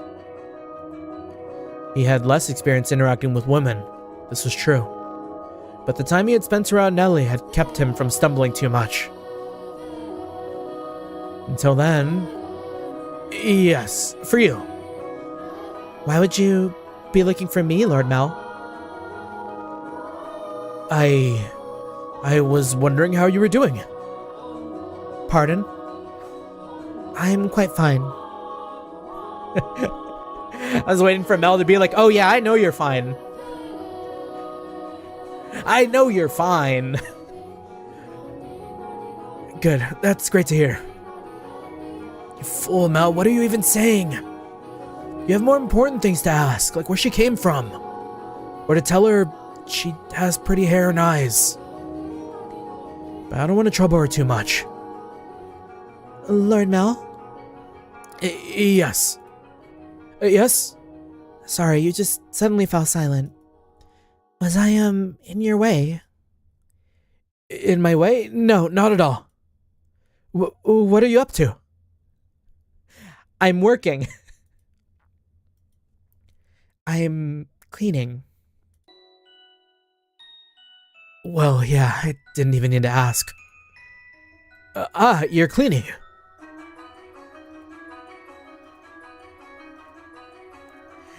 This man's so awkward. You can just let the other servants take care of the cleaning. You're one of the noble daughters we took in, right? Then why is Mother making... No, I'm doing this because I want to. The mistress appeared to be busy and I could not simply be idle. But... I enjoy cleaning. The way she said that and got like a smile on her face too, right? Well, if you say so. Say, yesterday. The mansion is truly a thing of beauty. All the many roses in the garden. Even the furnishing has had a great deal of thought put into it. This family must have a wonderful sense of aesthetic. Oh, yeah, thanks. Did she just change the subject on me? I'm delighted to have been given the opportunity to serve such a magnificent house. Mother and father actually had nothing to do with that. Not even the garden. That's all been around since my grandfather's time. This mansion was a complete wreck when he bought it. Oh, was it? Oh. Could we be the grandfather? Could this be a tale told in inverse? Because the mansion was not looking too good in our time. Oh, was it? Yeah. Frankly, I'm surprised they actually paid money for it. The chandelier in the foyer was shattered and only half attached to the ceiling. Most of the decorations on the wall were broken. I can hardly imagine. This is marvelous. Impressive house. I'm sure he'd be flattered to hear it. My grandfather was a bit of an eccentric. He liked to do things people didn't expect just to watch the look of the surprise on their face. He was the kind of man who would buy a mansion that was beyond repair, just to give it a completely new life. Everyone who had seen the property before was renovated was astonished. They regretted not taking the opportunity themselves, seeing the transformation that it underwent. Huh? I was just thinking that you're kind of like this house. Excuse me, man? That's a little weird to say. What do you mean by that? I mean, when you first arrived. No, never mind. Forget it. She'll figure out you were peeping on her. Stupid. She hasn't yet, has she? Yes? It's nothing. The more I think about it, you and the mansion aren't really comparable. Oh. No. But she just said the mansion's really cool. No, man.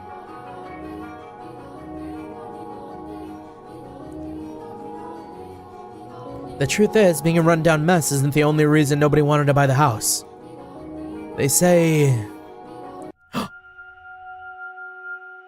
that all who dwell within this house shall be met with misfortune.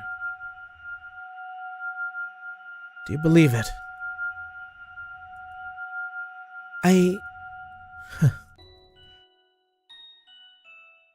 Way to fuck up the tone there, man. I'm just kidding.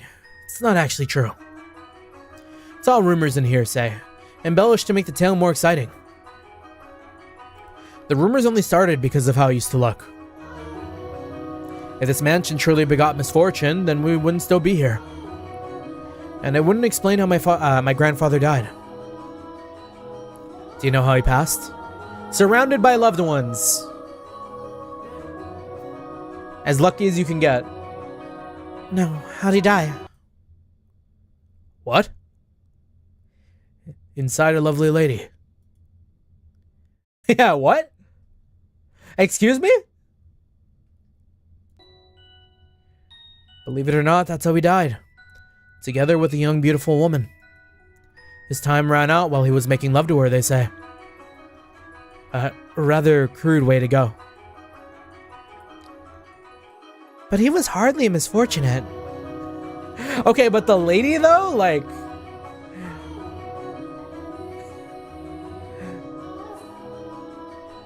What'd I tell you?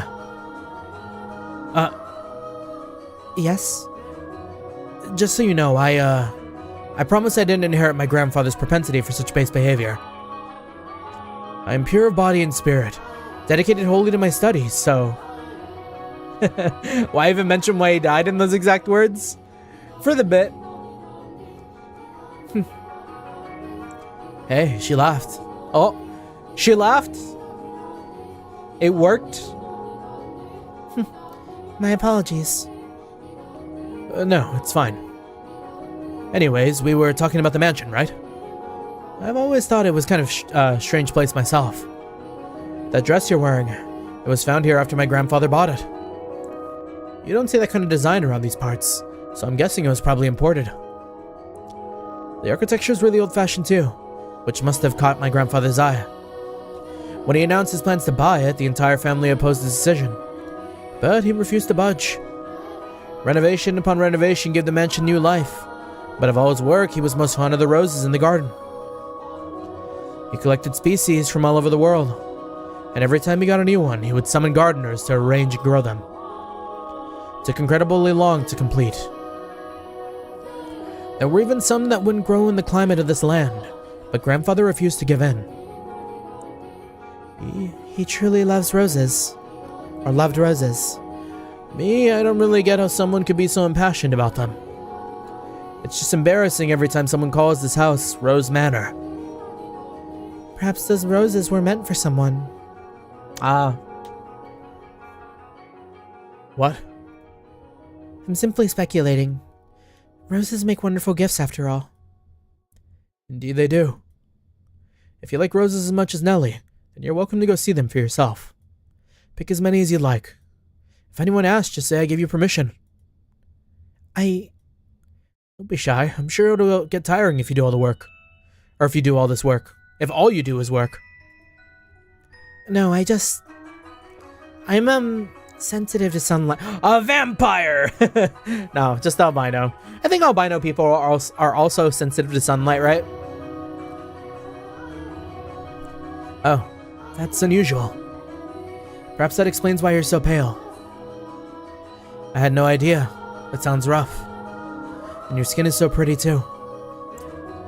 You don't seem terribly surprised. The way he dropped that your skin is so pretty, like he's not that slick. Or maybe he is, who knows?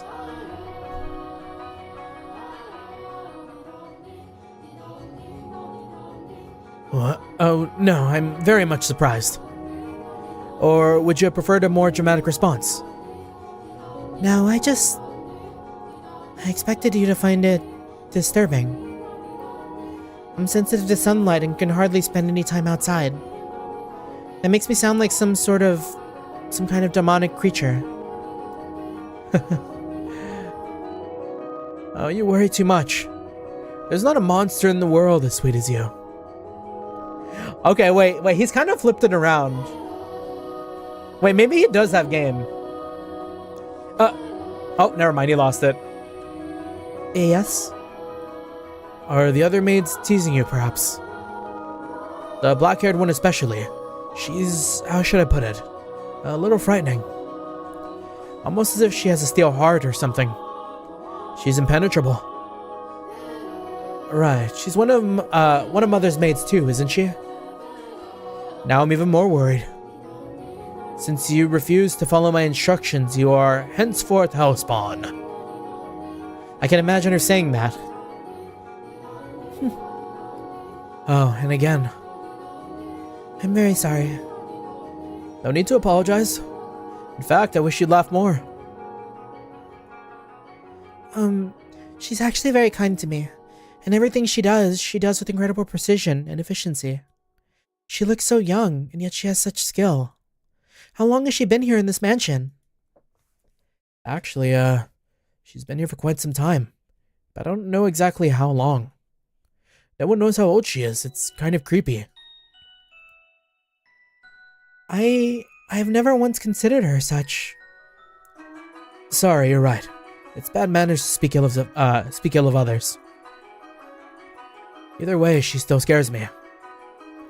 It's like there's no light in her eyes, or like her smiles are all faked. That doesn't make her any less pretty, though. Maybe this douche just got a thing for maids.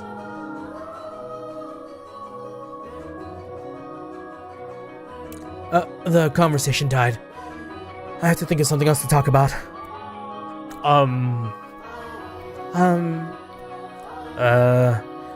Yes, you can ask me anything. That is not how you lead a convo.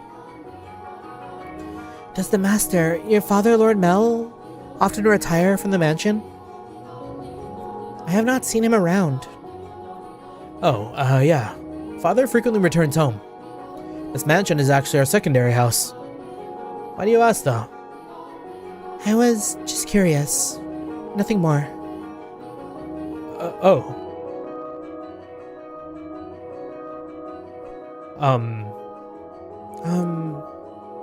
Yes, what is it? One of the maids asked to see me, so I should be on my way. If you excuse me. What? Alright. See you later then. Goodbye. Oh, right. One moment.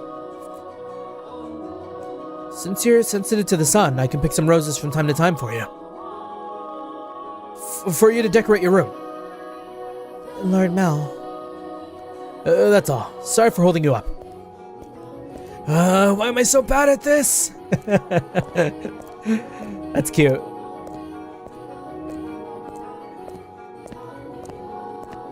She definitely thinks I'm obnoxious.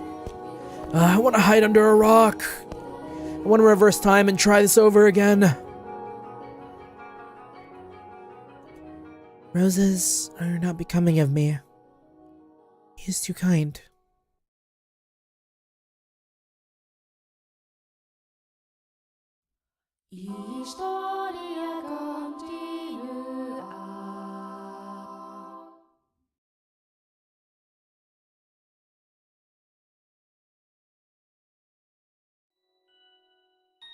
Back at the church. Oh, to be young. You have my thanks, Father. And I apologize for being late today. Now, there's something unusual. You're not being punctual. Or you not being punctual. Maybe next we'll go a whole month without rain. Do have mercy on next year's crops, Mel. You hyperbolize, Father. So, did something nice happen? Uh-huh. You look like you're in good spirits. Do I? No, nothing. Something did happen, didn't it? It's all over my face, isn't it? People prefer an open book to a face of stone. So it is. People may prefer it, but it's not a good trait to have for social engagements. What? Not the kind of engagements you'll be having, anyways. Sorry, don't look so dejected. For now, at least, there's nothing wrong with that. So tell me, what has you in such a joyous mood, Mel? You torment me so, Father. We've taken on another maid. You know how that goes, right? Someone new comes and things get lively for a while. All the excitement's just gotten to me, that's all. Ho ho ho. Why are you looking at me like that? No reason, no reason. So what family does this little lady come from? Oh, I don't actually know. You don't know? I was going to ask her, but I missed my chance. Father's just returned home, and I can't speak to Mother. I see. So it's the mom who's the scary one. I see. She's caught your eye, has she? Yeah, she is. Or she has. But the truth is, you're more than just interested in her, are you not? What? No, I... You truly do tormenting me. Do enjoy tormenting me. Well, I should be getting home now. Mel, Yes? make certain you find out where she's from. If you're genuinely interested in her, it's your responsibility to determine if she's actually suitable for you. Thank you. And excuse me.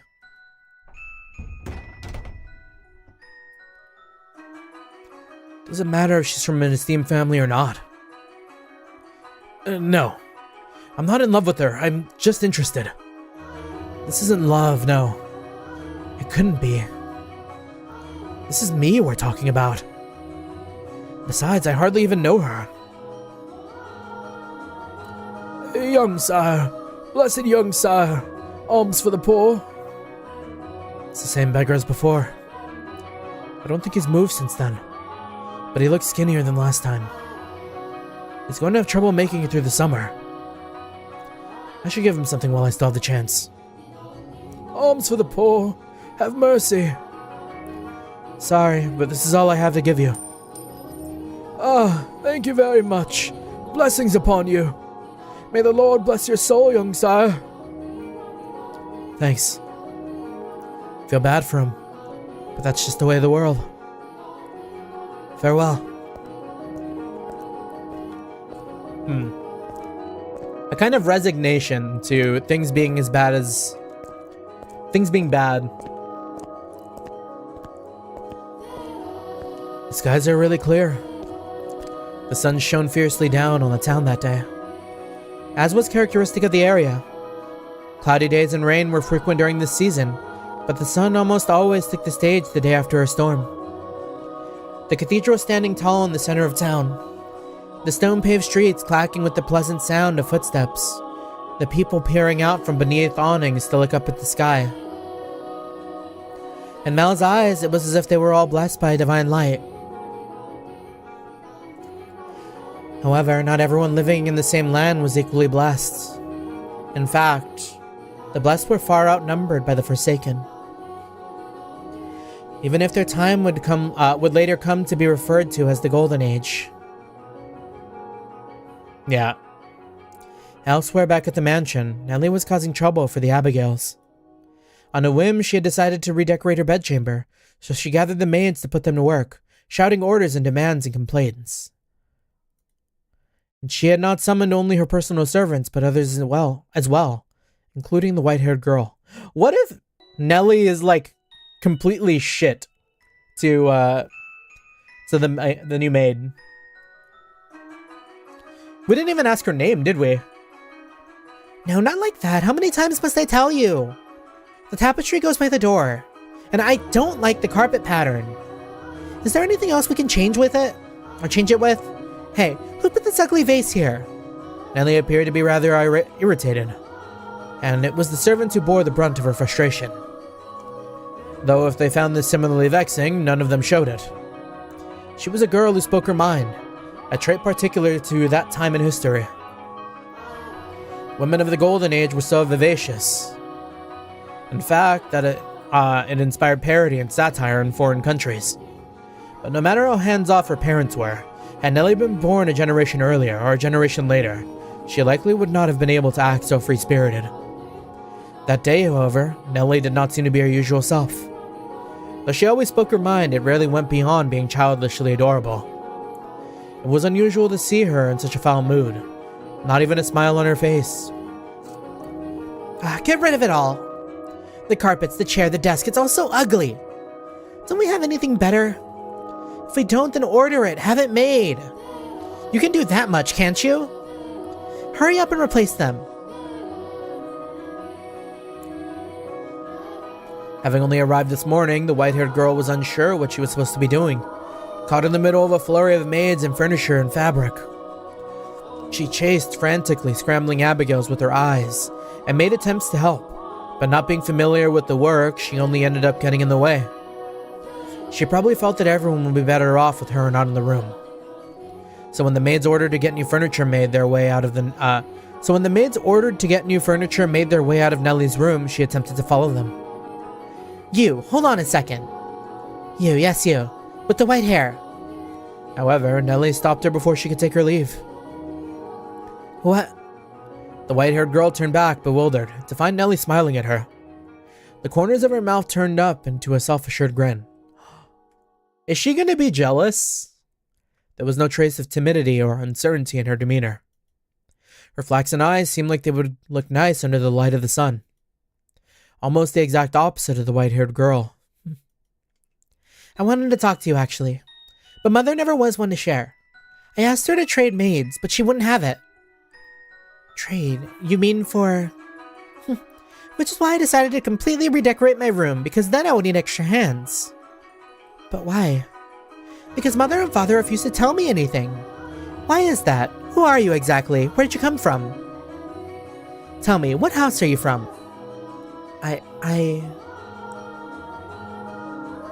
Why can't you tell me? If we took you in, you must be a fairly decent family. Or from a fairly decent family. As a member of the Rhodes family, I have a right to know. Do I not? You can't expect me to welcome a girl into my home who won't even tell me where she came from. I don't know anything about you. I haven't seen you at any parties. I came from another country. Another country? What country? Somewhere very, very far away. Oh? North of here? East, west, south? South. It's south of here.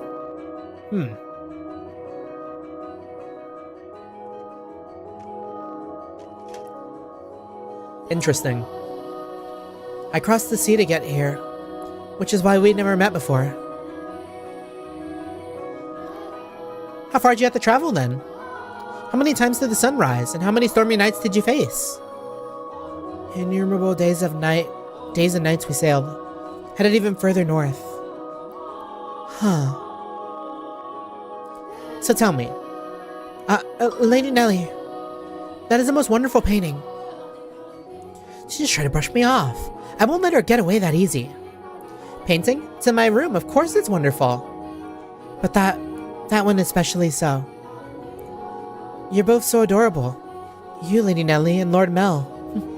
How old were you when it was painted? Huh? That painting, goodness, yes. You have an eye for art. It's magnificent, isn't it? This was done when I was 4 and Mel was 7. You see how we're standing next to each other holding hands? Hand holding! Lewd. Except it's fine, because they were tiny. I was too young to remember it well, but Mel looks like he was really embarrassed.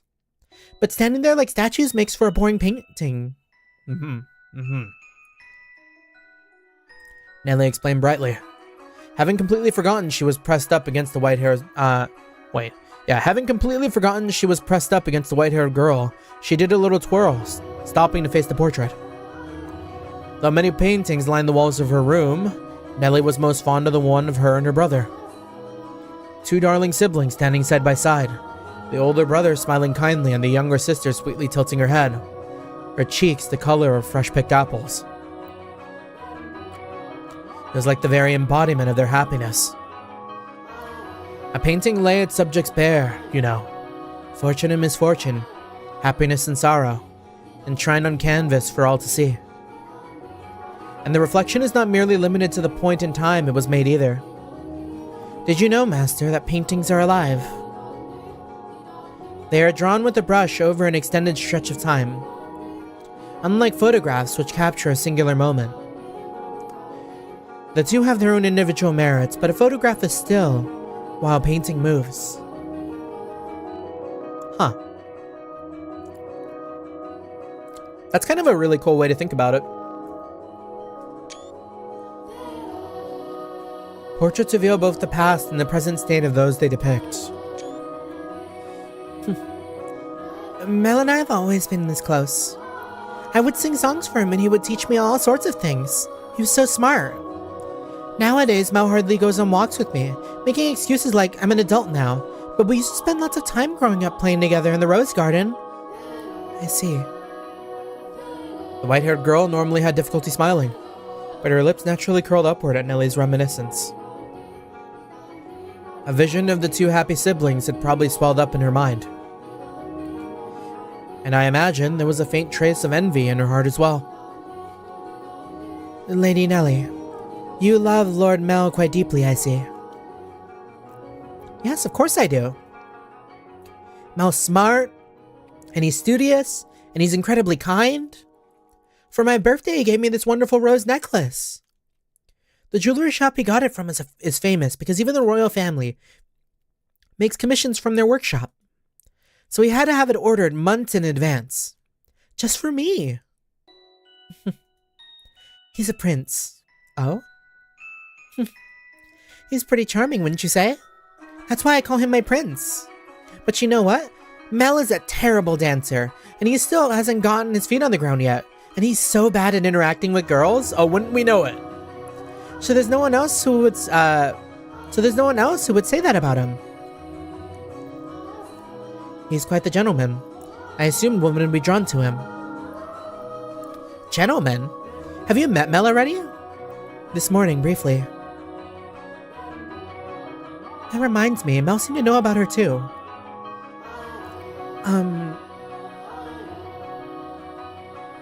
What do you think of Mel? As I said, he's a gentleman. That's not what I mean. Don't think I'll let you get away with putting any funny ideas in his head. What? Mel's too trusting. He's pure of heart. So I won't stand for you trying to take advantage of him. Oh. I would never. So you say, but you actually want to get close to him. I wouldn't dream of it, Lady Nellie. He's a man far beyond my reach. You aren't planning on doing anything, are you? Not at all. And you don't have any romantic feelings for him, do you? What, well, do you? I have no romantic feelings for him, Lady Nellie. And you won't develop any? I will not. And with that, Nellie gave a wide, satisfied grin. No!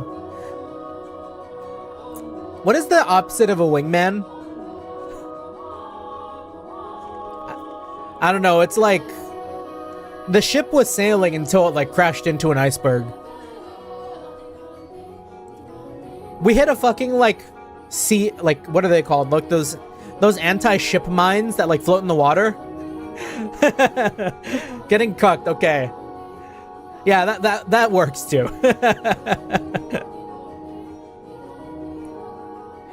Even though one has no way of knowing how another truly feels, or how they might feel in the future. You wouldn't, would you? Now that I think about it, there are plenty of other boys. You getting together with Mel is downright absurd. Indeed. But anyways, back to what we were talking about earlier. Your family, I almost forgot.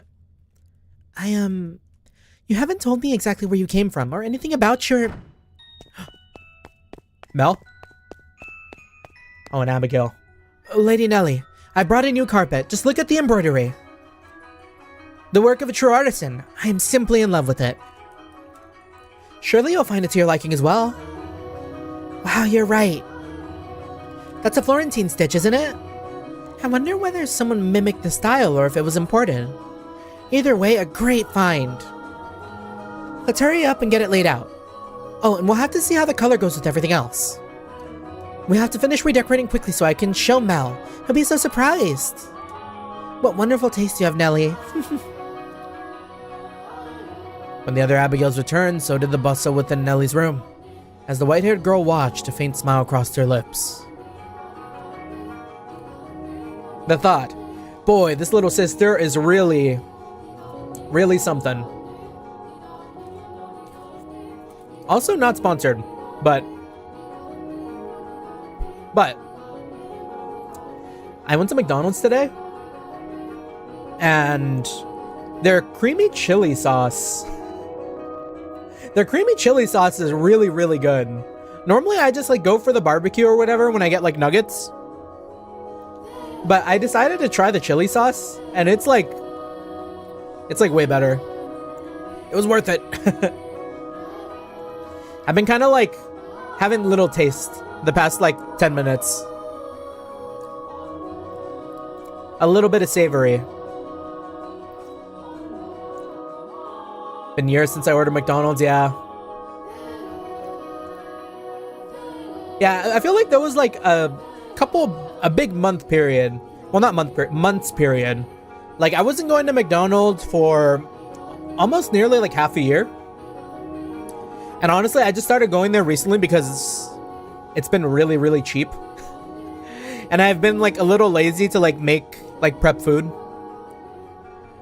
So a little bit of laziness on my part, but you know, for $6 for dinner is like not bad. Perhaps it was from relief at having escaped Nellie's inquisition. Or perhaps... Oh, Nellie, I'm back. Did you eat something you're not supposed to, dearest Mel? You're unusually cheerful. I'm the same as always. Anyways. No, this isn't good. Oh my gosh. Nellie is totally gonna kill the maid, isn't she? Or have the maid killed because she thinks she's taking advantage of her brother. But like, it's of no fault to the maid because it's the brother who's in love and not her. Ah! That sucks. Never mind that, dearest Mel. Take a look at my room. I redecorated today. So that's what you've been doing, hiding away in the house all day, Nellie? So that's what you've been doing, hiding away in the house all day, Nellie? How is that any different from what you were doing? You were in church all day. I guess. I'll look at your room, I promise. But first, do you know where the new maid is? No, don't get any strange ideas. I just haven't yet had a chance to introduce myself. And I thought I should as a member of the family. Except you have, and I know it. Being the eldest son, it would be shameful if she were to pass me in the halls, not even knowing who I am, so... Don't ask me. What? But you were in the house all day. She attends to Mother, so why would I know where she is? Though she did help redecorate my room. You made her help? That works for men servants. There was no reason to make the maids do it. Oh, so you're saying I should invite a bunch of men into my room? I go into your room all the time, Nellie. And you were in my bedchambers just this morning. Only one man is allowed in my bedroom, dearest Mel, and that's you. So unless you become a servant, which I will not stand for, I will not ask any of them for help. Oh, Nellie. Gotta be a little more... A little more what? If you're going to lecture me, I won't hear it. What am I gonna do with you, my little lady? What? What? Why are you looking at me like that? We talked about you, dearest Mel. And I am not going to tell you what she said. About me? What did she say? Huh. Please, Nellie. She said she has no romantic interest in you. But why did that even come up? No! Fuck, man. He was going his whole life. That sucks. We were seeing a bit of humanity in this guy.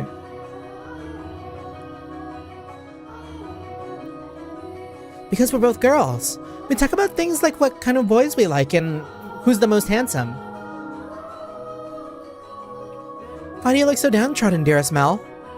You look like a sad little boy who can't get his crush to notice him.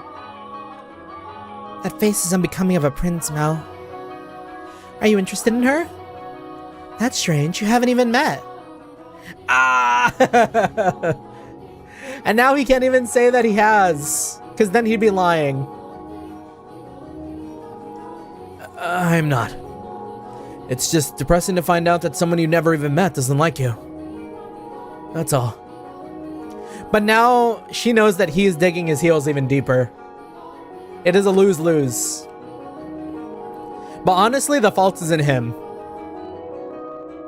He should have just been straightforward with his sister about like already meeting, and I don't think any of this would have been a problem.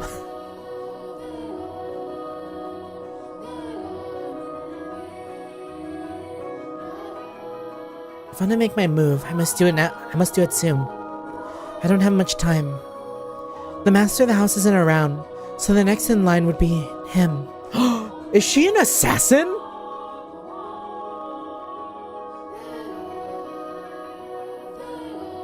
That painting.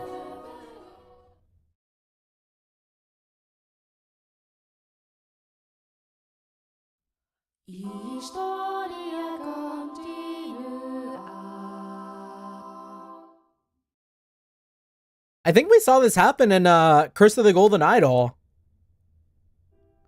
Like a maid entered the family and like plotted the assassination of like the head of the family, and then like, yeah. I mean, I'm sure that's happened in a lot of things, but I'm just remembering Golden Idol right now. Despite his near devastation in Nellie's news, Mel's flaxen eyes continued to wander in hope of catching sight of the girl. By now, it should be quite obvious to you what Mel was feeling. But the boy himself was having difficulty comprehending the things going through his heart. Emotionally, he was horribly unstable, like a ship without a sail. And still, every time he spotted the white-haired girl, his heart would leap. His whole body jitter with anxiety and excitement. He had never felt anything like this before, and as such, he struggled to keep these strange emotions in check. Whenever he saw an opportunity, Mel would speak to the white-haired girl. And days he was unable to, he either spent in secluded silence or distracted days. Love is a curious thing. It has the power to change those who experience it. When he did manage to approach her, he tripped over his tongue. Again and again he talked to her, and again he stumbled. I imagine if you were to take him to see a romance at a theater in the present state, he would cry just as much as little Nellie. We cry at tragedies because we draw parallels with our own lives. At least that's what I think. No. Great tales of romance attain true gravity with the audience only when they are personally familiar with love. In any event, the white-haired girl was, as a result of this, visibly perturbed. She was delighted that he was being so kind to her, but confusion overpowered every other emotion.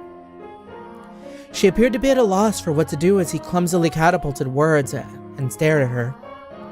But Mel did not back down, though he probably knew not what caused such fiery emotion to erupt from within his breast. One's first love in particular tends to burn like a wildfire. Are you familiar with the sensation, Master? Oh? Huh. There she is. Is she cleaning?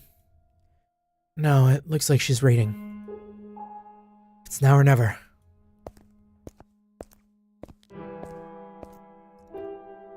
Boo! Sorry, I didn't mean to scare you. Lord Mel, you very clearly meant to scare me. Because you just wouldn't notice me. The parallel! The parallel between her and her sister now.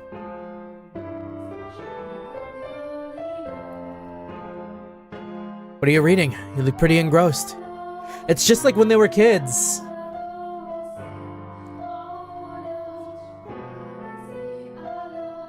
Oh, I'm sorry.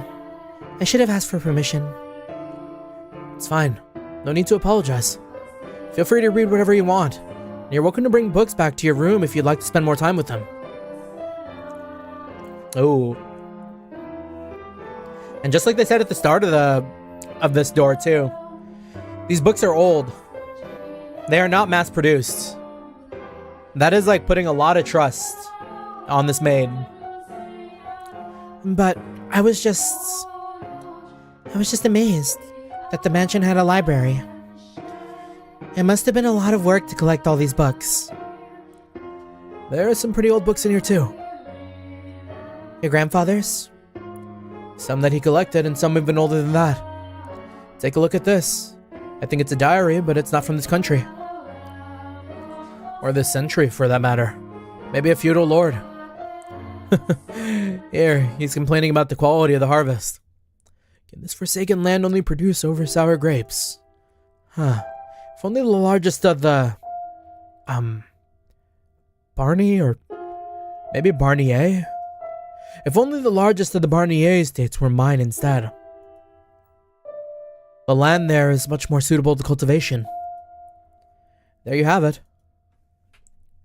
You can read this, Lord Mel. More or less. I've looked over it several times already, so it wasn't too difficult. Why would such an old book be here? I'm not sure. It and all of this was already here when I moved into the mansion.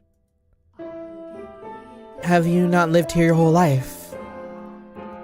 I was born at our estate, but to me and Nellie, this is more like our home. We moved when I was still young, and we've lived here ever since. Nellie and Mother have both grown quite fond of it. Father, though, often goes back to the house, because he doesn't like the roses. By himself? Yeah, well, sometimes Mother goes with him.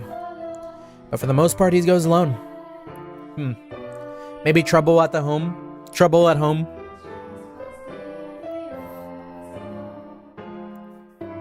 Oh, okay. But don't get me wrong, it's not because they don't get along. In fact, they act more like teenagers in love than grown adults. Almost makes me sick having to watch it. It is a wonderful thing to be so close, no matter how old they may be. True, but still. There are those in the world who cannot be with the ones they care for, as much as they may wish. I'm sorry about that. Oh, that's right. The book. What were you reading? I, wasn't exactly reading. I can't. I do not enjoy reading lots of text, so I was looking at the pictures. Is that so? You seem very cultured, so I thought you would be partial to reading. Perhaps you're actually more like Nellie and eschew your studies? Yes. I wouldn't have guessed. But you like looking at pictures. I do. What else do you like? What? What do you enjoy doing? It can be anything. I enjoy being told stories. Stories? Yes. When I was young, my father would tell me tales. What kind of stories did you like? There was one about an imprisoned girl. Tell it to me. Damn, so quick?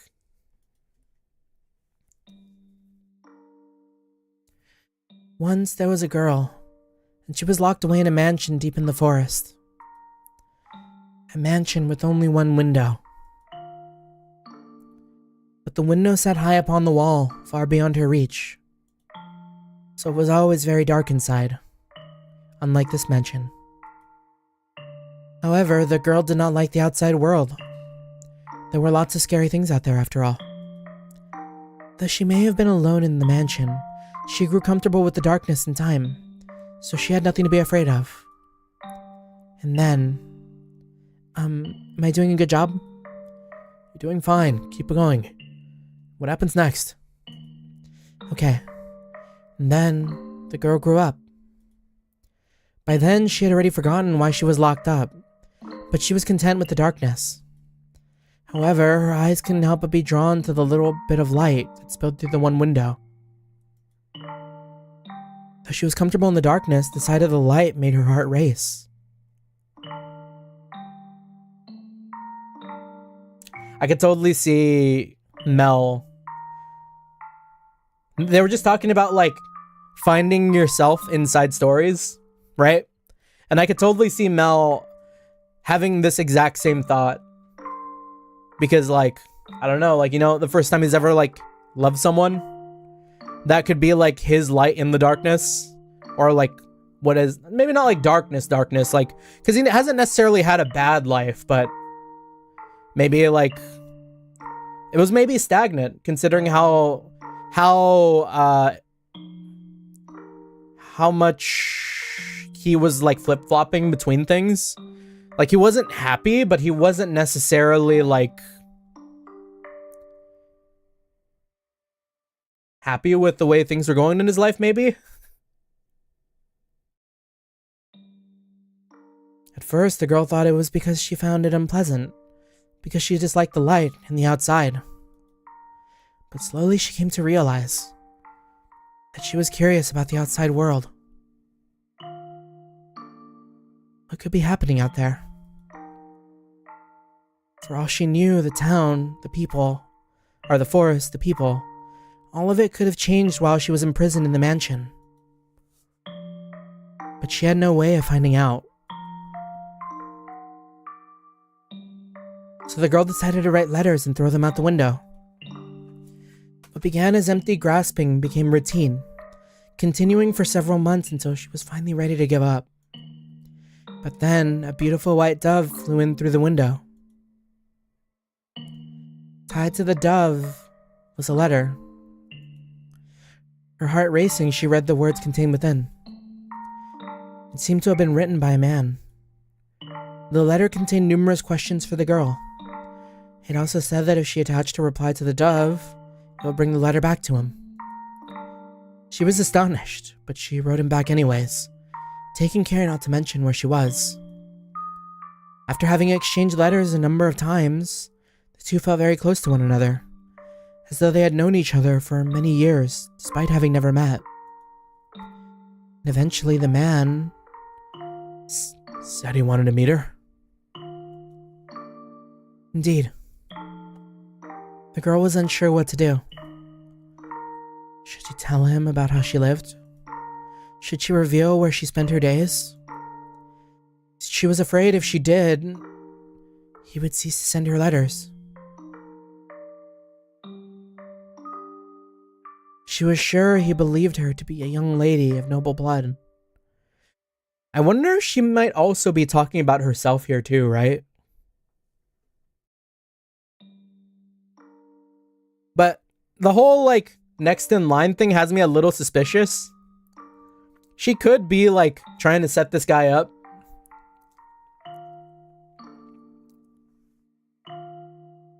And not a girl locked away in a house deep in the forest. The girl could not bring herself to write a response. She released the dove through the window with nothing attached to its leg. And yet it returned with another letter, written in the man's familiar hand. "You must surely have a grave reason for your silence," it said. "I would like to know that reason, and I would like to help you, no matter what it may be. You have my word." She deliberated. Though his letters were kind, she did not know this man. He was from the outside. Would he still treat her the same way when he met her? Did she even want to step out into the world beyond? What do you think she did? Wrote a letter and agreed to meet him, right? Yes, she did. The girl made up her mind. She would write a letter. As always, when she tied it to the dove's leg, it flew out of the window. And for some time after that, she received no response from the man. This saddened her, but she thought it was for the best. She belonged in her own confined world, her world of darkness. But then one day, light shone into the mansion. The sealed door had been opened, and in the doorway stood a handsome young man. "I've come for you," he said. The man was a prince from a neighboring kingdom. When the girl stepped outside, before her sat a magnificent carriage, the likes of which she had never before seen, accompanied by many servants. The prince, kind as in the letter, swore his love to her, and the two lived happily ever after.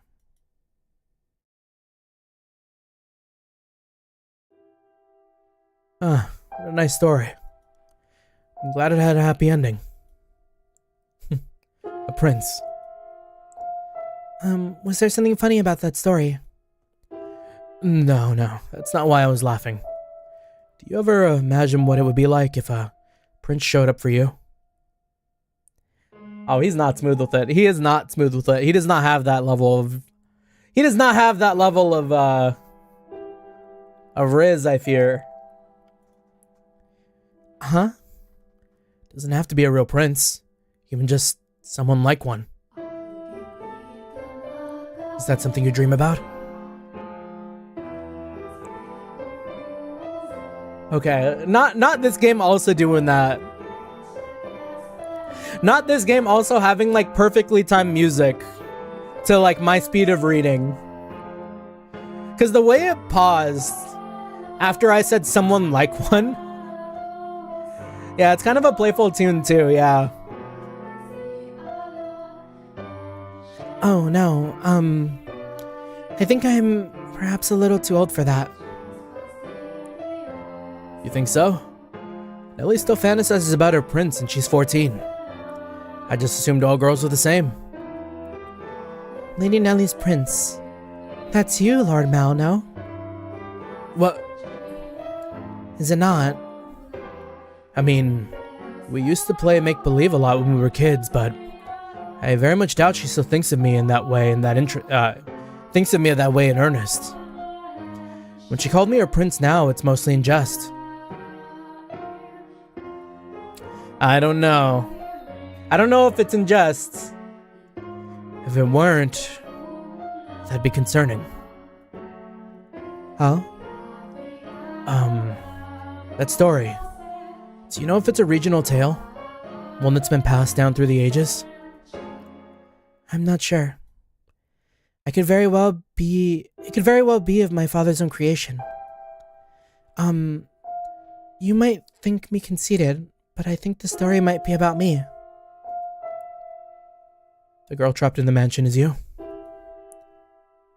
You haven't been locked up anywhere before, have you? No, thankfully. I've never been locked up before. Thank goodness. But with an appearance like mine, I can sympathize with her being afraid of the outside world. I have at times imagined how wonderful life would be if it were only me and my father. But the girl left the house in the end. If your father really wrote that story, then I believe it contains his hope for you to end up the same way. Oh? I don't have what it takes to be a real prince and whisk you away, but I can at least pretend.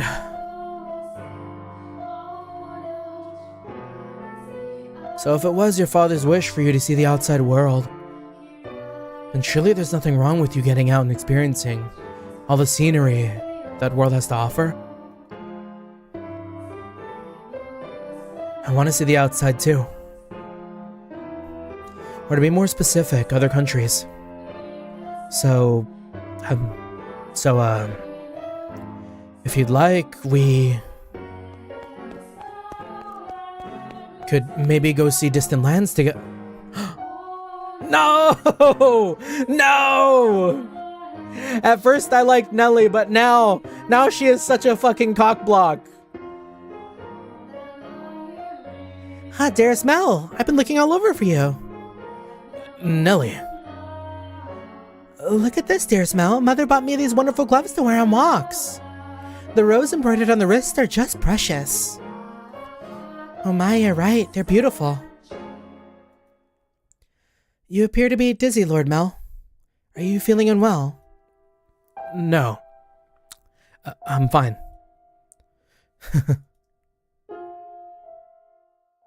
Mel was feeling frustrated at his inability to convey his feelings to her. Oh. And his frustration built up over time. He developed, I suppose you could call it, a severe case of love sickness. For several consecutive nights, he had been afflicted with a peculiar sensation. A presence in his bedchamber.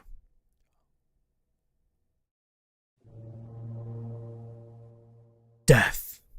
Death? Death to the unholy one. Death to the heretic. Death to the witch. Kill.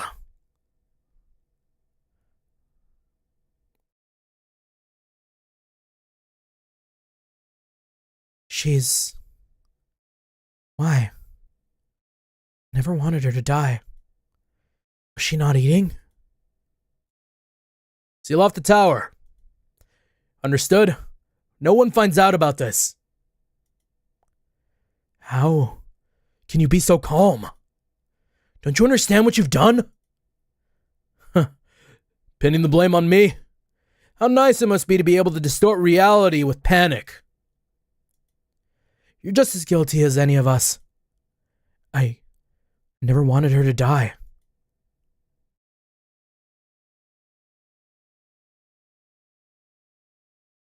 The witch killed her. The blood of the witch killed my...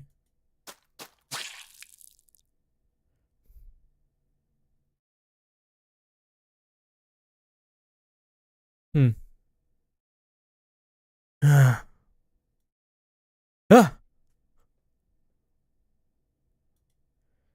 A dream? What was that dream? It was horribly unsettling. Yeah, it's a weird lovesickness. I too recall the murders that have occurred in my household when I am pining. I was holding someone, a girl I cared for dearly, in my arms, and she was limp. It was almost as if she was dead. I've been having a lot of really unpleasant dreams lately. I can't stop shaking. Why would I have such a dream? I feel sick. Back to sleep. But I wonder, who was that girl?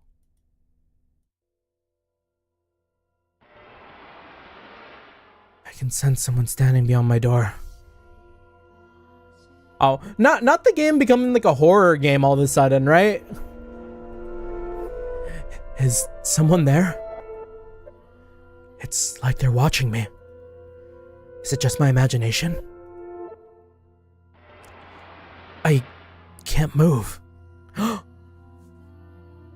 I too have experienced sleep paralysis once. What do you want? Go away. The sound is growing fainter.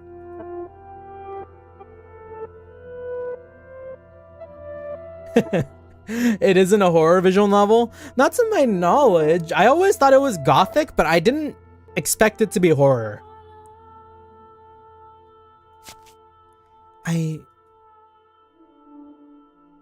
Is that truly what your story meant, Father? But Yeah, define horror, right?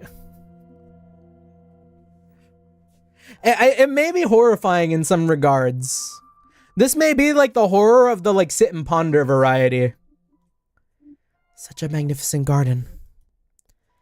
Something we could never have had. Are my intentions misguided? What a beautiful white rose.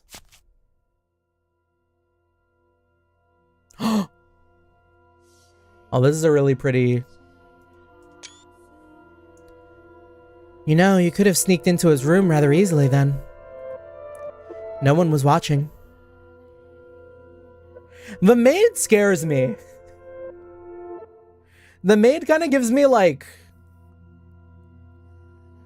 Sharon Trails? Like, she's so like unassuming right now, but like, I don't know.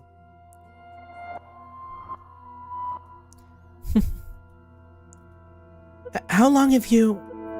Oh, you needn't pay me any mind. I shall not condemn you, no matter what you might do. Rather, I'm on your side. I was not going to do anything. Oh, is that so? Then perhaps you were out for a late night stroll. I imagine you have less difficulties going outside at night. I beg your pardon. I will return to the mansion immediately. Oh yes, that reminds me. It was also the middle of the night when the grocer's servant broke into their safe. News of that spread quite far. I'm sure you would have heard about it. Oh?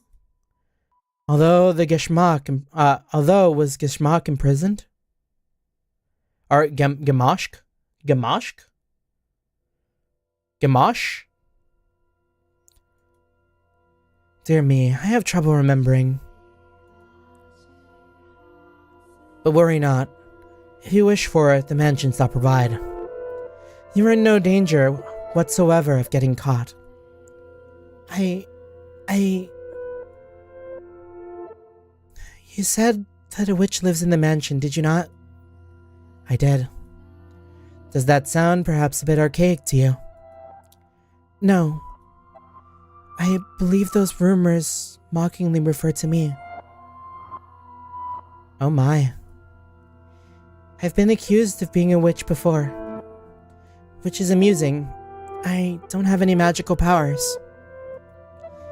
I simply have an unusual appearance.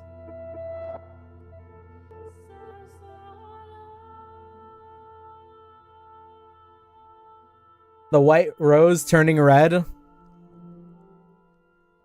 Her powers have awoken? My, what a lovely shade of red. The rose.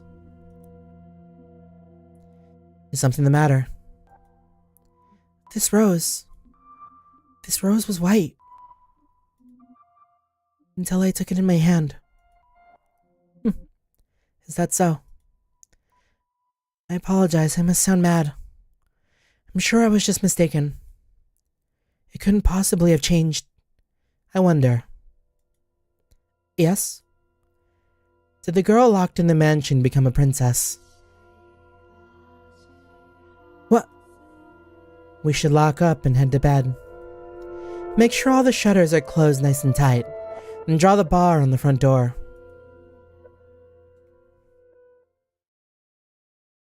Nah, the maid's gotta be some sort of like eldritch being who exists through time. Because she's here with us now, you know? She is the mansion. I don't know, maybe like, I don't know. Slowly but surely, time trekked onward, everyone working towards their own individual goals.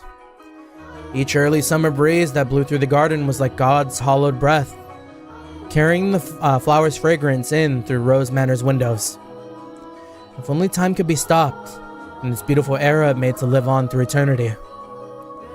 As usual, Mel's eyes chased after the white-haired girl, and Nellie pursed her lips in frustration at him. But she was still rather docile, even taking into account how self-centered she behaved, how fickle her temper. Nellie's fits were still no worse than a playful kitten. See, at that very moment our lively little feline had her claws poised to swat at the flaxen-haired young man. Mel, you promised me, or have you forgotten? I haven't forgotten, I'm just asking if we can go another day. Another day? This isn't something that happens every day. I've been looking forward to tonight's performance for so long. There's nothing I can do about that. We're having a gathering at the priest home tonight. Several high-ranking officials have come up from the mainland just for this. Who cares? I care. You know, Nellie, it doesn't have to be me who goes with you. No, I want to go with you, Mel. You've been so distant lately, dearest Mel. You refuse to do anything with me. That's not true. Tell me, if you can't go today, when can you? When will you be willing to go out with me? When will you be willing to play cards with me, to have tea together? I can't make any promises. I have things to do, obligations. And Nellie, you're almost an adult yourself. Stop acting like such a child. I'm not an adult yet. I'm still a kid. If it means I don't get to play with you anymore, dearest Mel, then I don't want to be an adult. Nellie, you can't. The maid? Lady Nellie, the master wishes to speak with you. Huh? Father does? What could he want? Go on, Nellie. You can't make Father wait. He's very particular about people keeping their appointments. Yes, he is. Unlike you, dearest Mel. What's gotten her in such a foul mood? Oh, thank goodness for small miracles. Nellie just won't seem to take me at my word lately.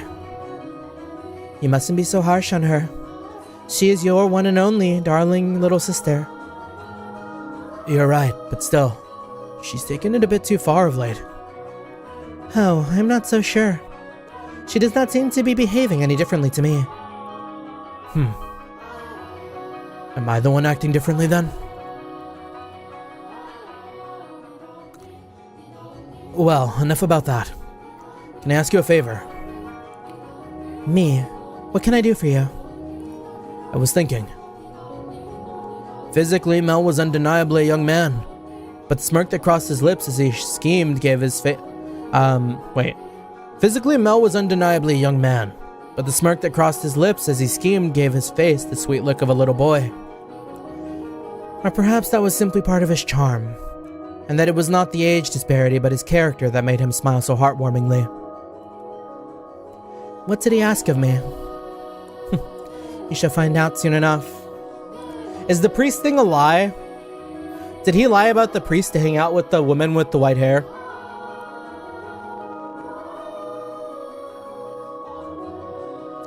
It's cloudy. And thank goodness for that too. Though it would have been even better if it were even darker out. I believe the textile shop was around here. Hi there.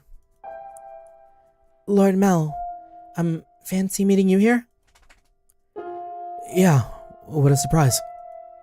So, what do you say we take this chance and go for a little walk? Since you're sensitive to sunlight, we can keep our eyes out for shadowy areas as we go. And if you're feeling well, just let me know.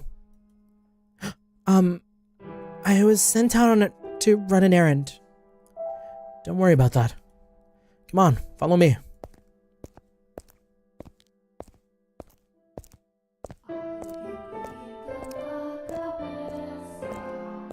Something like very sweet about this. Sorry. It, actually wasn't an accident that we crossed paths. I planned this out ahead of time. Asked to have you sent out on a fake errand. Feels like I'm always on alert back at the mansion. Can't relax in my own home. It's actually kind of funny. Sorry, that was inappropriate of me. I just thought since the sun's mostly blocked out, it would be alright if... I'm feeling just fine.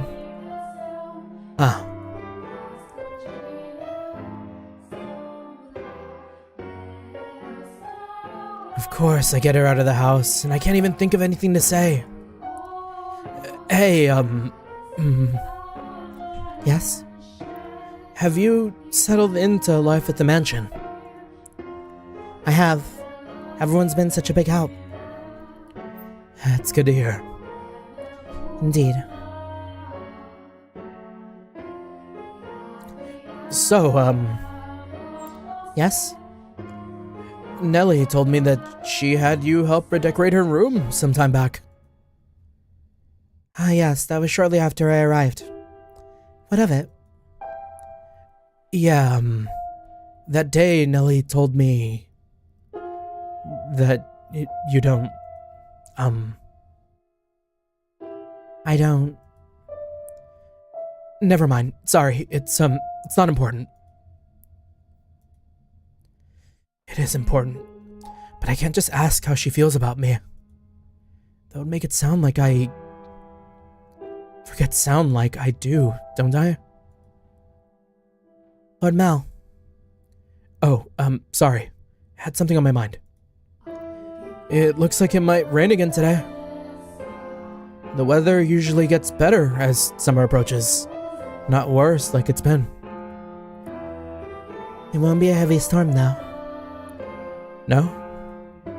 The wind is too gentle. You can tell from that? Vaguely, but yes. Huh. That's impressive. I often leave the house unprepared, only to find myself sloshing back in the rain.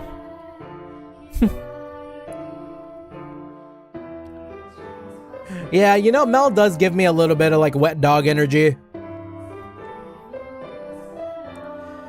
You laugh a lot more than you used to. Do I? Yeah, and I like that. You look better with a smile on your face. A smile suits Lady Nellie much more than I. What?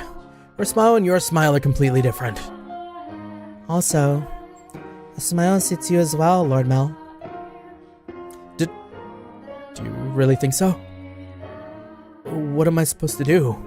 In the face of a smile like that?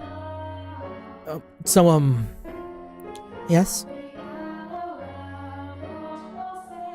Knowing her, if I ask if I'm imposing, she'll say no without hesitation. Yeah, the power dynamic here is a little odd, though, come to think of it. It's like sweet, but also very like... It's, what can she do? Which is kind of like tough to think about, you know?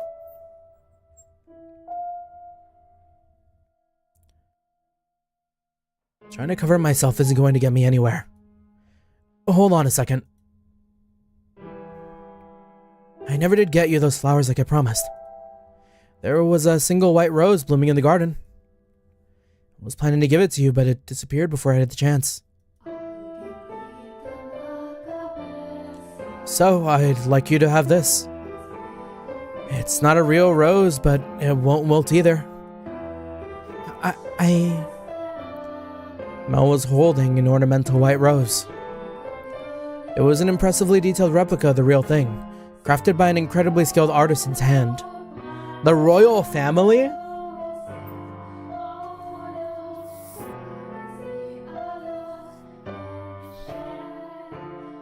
I can see the setup from here, a mile away. They're gonna find this white rose and think that she stole from the family or something.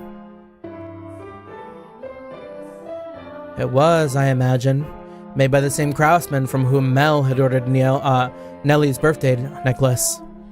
The young man who but a handful of days earlier had said he had no sweetheart, had come in to commission a present for a girl. The master of the shop must have been quite surprised. Or perhaps it had given him a good laugh instead. It was for this moment that he so desperately sought for time together with the white-haired girl. I don't know what you like, so I had to base it on my sister's taste. My apologies. I cannot accept this. Is the design not to your liking? No, I just... If you're concerned about how much I paid for it, don't be. I just want you to have it. That's all. Please. Why are you so kind to me? Why? Because... I'm sorry. I can't accept this. A clear glint of flustered panic was visible in her red eyes. There is not a girl in the world whose heart would not flutter at the sight of the sparkling rose accessory. But her reaction was far from delight.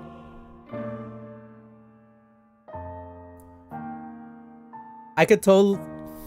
What if, like, the act of doing this is, like, humanizing him for her, right?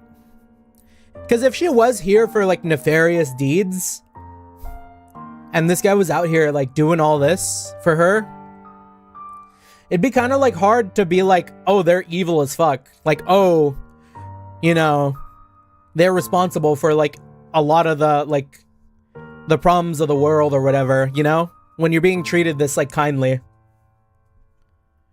Because, like, Mel is not a bad person, but he might be just, like, purely benefiting off of... He might only be able to be that kind because the people before him were ruthless.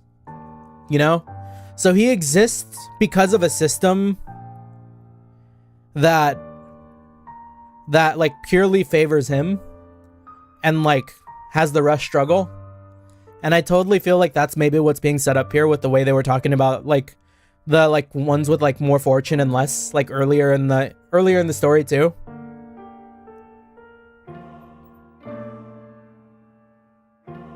As a matter of fact, there were traces of fear and apprehension in her countenance. I beg your pardon. Hold on. With a look of distress on her face, the white-haired girl made to run off. Made to run. Yeah, Mel is naive and the maid knows her position. But Mel grabbed her by the arm in the nick of time. At least, tell me why. Is it because you dislike me? I never said... Something's wrong with me. From the day you arrived at the mansion, it's like I haven't been myself. I've been strangely aflutter ever since then. Whether I try to study or whether I try to read, none of it sticks. I'm just looking at pages of text, tracing rows of letters only for them to disappear as soon as I look away. It's all because of you. I truly am sorry. Please, don't be any more generous than you already have. When I'm with you, my willpower wavers. What do you mean by that? I'm so sorry. Wait.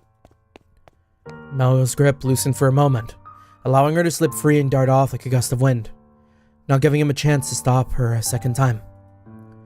The dumbfounded flaxen-haired boy stood frozen in place, left all by himself. The breeze, which the white-haired girl had called gentle earlier, felt faintly chilly, almost as if mocking him. He's got that Griffith look. Looks like she's even less fond of me than I thought. God, I'm crying. Pathetic.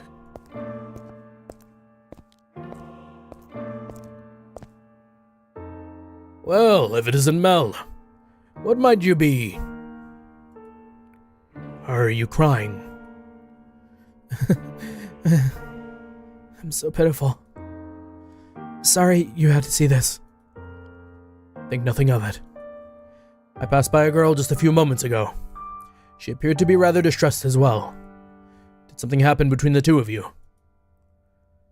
It wasn't good. I wasn't good enough, it seems. Not good enough? That was the new maid I was telling you about before. I was, like you said, Father. I was keen on her. Quite. Enough to bring me to tears like a miserable child. But she rejected me. I don't even have what it takes to be a stand-in prince. Mel. I apologize for complaining to you about all this. I'm completely hopeless. Mel. Please, don't try to cheer me up. I don't need any sympathy, I just... No, Mel, listen to me. What? I've seen that girl before. What do you mean? But, You said she was a servant at your house, right? In which case... Yes, she is. Please tell me, Father, where did you see her? Why must you be so evasive? It was probably someone else. Someone else? You're saying you mistook someone who stands out as much as her?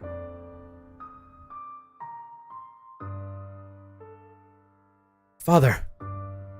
She and a man who I assume is her father paid us a visit to the church once. They came asking for food, their clothes in tatters. The two were emaciated. I don't think they were eating daily. What? Wait a minute, are you saying... She's a beggar. But Father said she came from an esteemed house.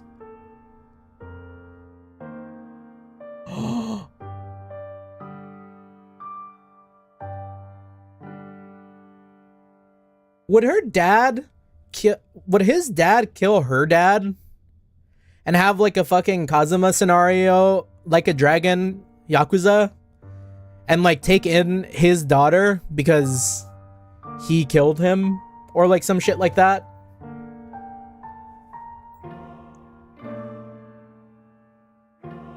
Which is why I said I might be mistaken, Mel. She has a singular aspect, but it is possible that there is another girl who looks similar. Deep down, though, the priest surely believed the opposite. And so he said sternly, like a teacher to pupil. But you must be absolutely certain, Mel. Understood? You cannot proceed any further without knowing her ancestry.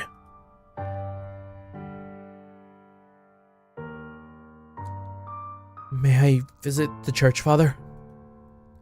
By all means. In the back of Mel's mind, a vision of the night of the storm. The night the white-haired girl arrived at the mansion was surely replaying. Yakuza morals in the 1600s? It's more likely than you think. She had been wearing little more than rags and covered in grime. Hardly the appearance of a respectable young lady of class.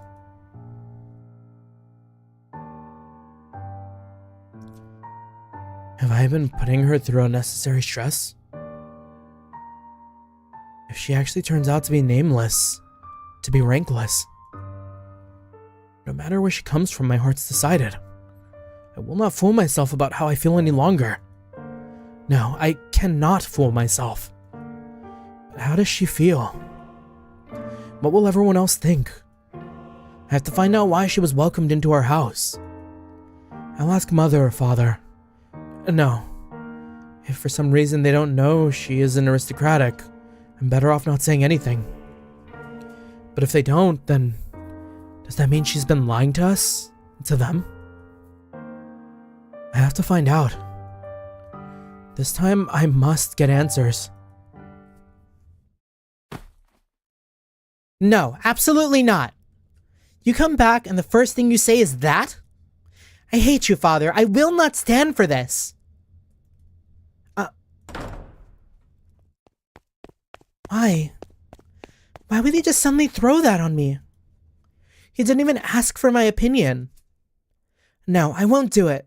I'm fine the way things are. I'm just fine. I have a feeling her dad might have made her lock in with Arthur or something like that. Dearest Mel, I need your help. I don't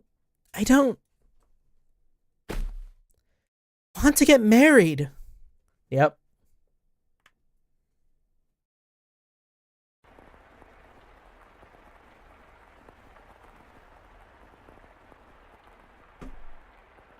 And this game kind of cooking. I'm already like so invested. This may seem sudden, but I must confess that I made a grave mistake. My transgression is that I was unable to completely predict where this path we were traveling led. My hands were full dealing with my immediate day-to-day tasks. So I could do not but pray there was happiness waiting in the future. Happiness for everyone who lived within Rose Manor. But I am but a mere maid. There are limits to what I'm allowed to do. And furthermore, it was not my place to offer her my hand.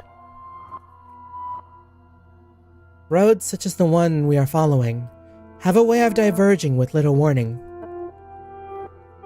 And if you do not turn the wheel exactly right at those sudden forks, you may end up horribly off course. I was well aware of that fact. Which is why I thought that what I did was for the best. It's happening again. Made sure the door was closed, but I can sense someone standing there. Someone's watching me. Footsteps. They're looking down at me. I I just want to open my eyes, but I can't do it. Curses. You're just going to leave without doing anything, aren't you? Then hurry up and get out of here. Free me from this torture. No. Tonight they're on my bed now. Looking down on me. My neck. But I can't speak. I can't move.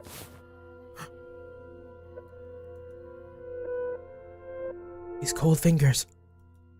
That soft breath. What? Why?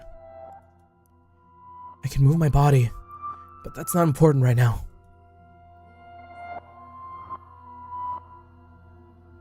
Oh, yeah.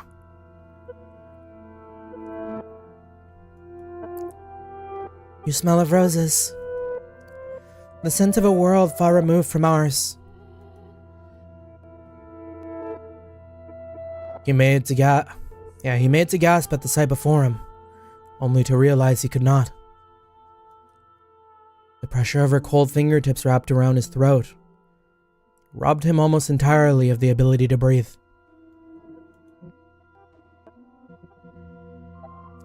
Why? He silently mouthed the words. For that moment at least, her melancholic ruby eyes were focused wholly on the flaxen-haired young man. In them glowed a faint flicker of willpower, and a continuously burning agitation that roused her to action. Told you, stop being so kind to me. Why? It'll all be over soon. Please don't make any noise.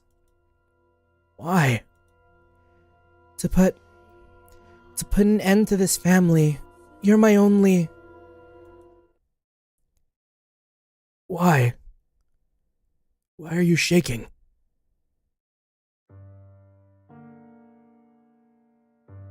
What? Upon hearing Mel's words, the strength drained from her slender fingers. Damn, what? Okay. I know they were saying, like, things diverge, right? But I was not expecting her to slip up right here like that. He had not been questioning why she would do such a thing. There was, of course, a trace of bewilderment visible in his eyes. But he didn't shout, nor did he tremble in fear. He instead expressed concern for the young woman, who looked like a concerned rabbit. I am not shaking. You are. I can see it. As he slowly regained his breath, Mel's voice too grew clearer. Conversely, the red-eyed girl's grew progressively more faint and raspy. You're not doing this because you genuinely want to. There's some other reason. This is what I desire. Have you been to my room before? You have.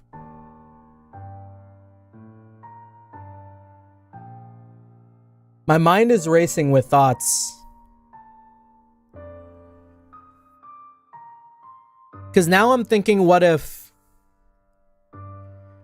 another noble house has her, like, father hostage or something, and they wanted to get rid of Mel because Nellie was too attached to him, and nothing. What if Mel's dad? How twisted would that be, right? To have, like, his dad want his son dead because his son doesn't seem to be having any prospects. Oh my gosh, that makes so much sense. The way, like, he was afraid to be with afraid to talk to his mom, and the way, like, it didn't seem like anything was panning out for him with his, like, dad, and the way that he was, like, kind of hands off with him too. They weren't happy with their son.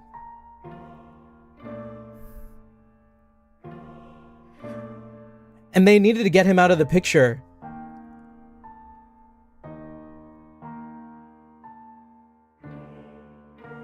Holy shit.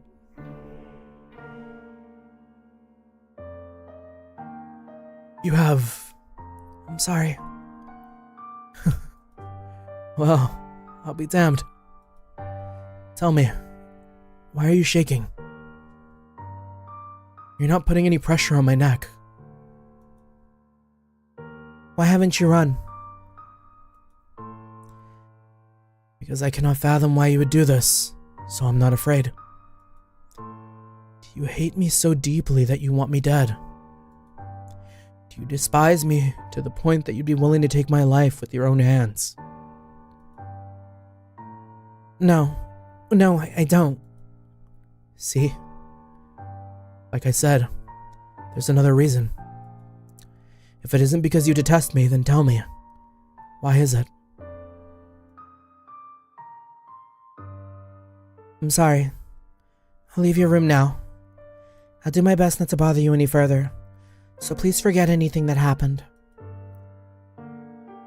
You think I'm just going to say okay? Let you go?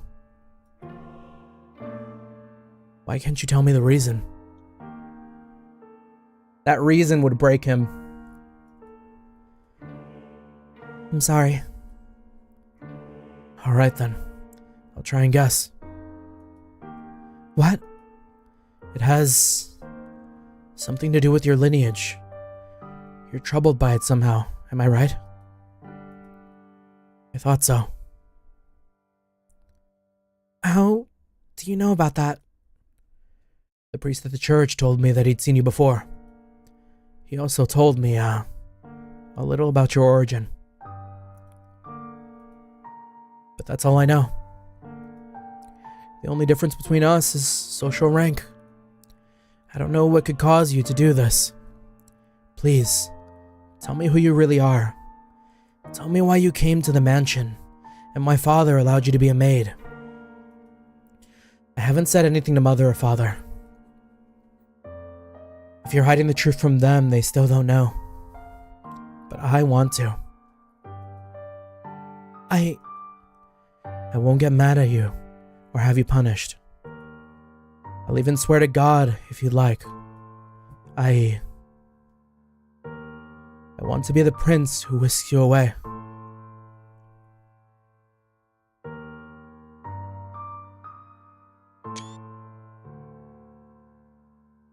That's... Damn. I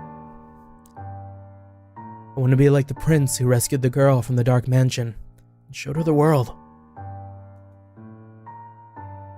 I know I'm not that dependable, but I want to help you. Why do you show me such compassion? Why do you treat me like this? I have my hand around your neck. Why? I thought it'd be obvious. Or have I not expressed myself well enough? I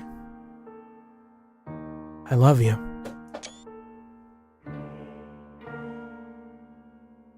Hold on. Huh. Okay. My dog knocked someone over. Or knocked something over.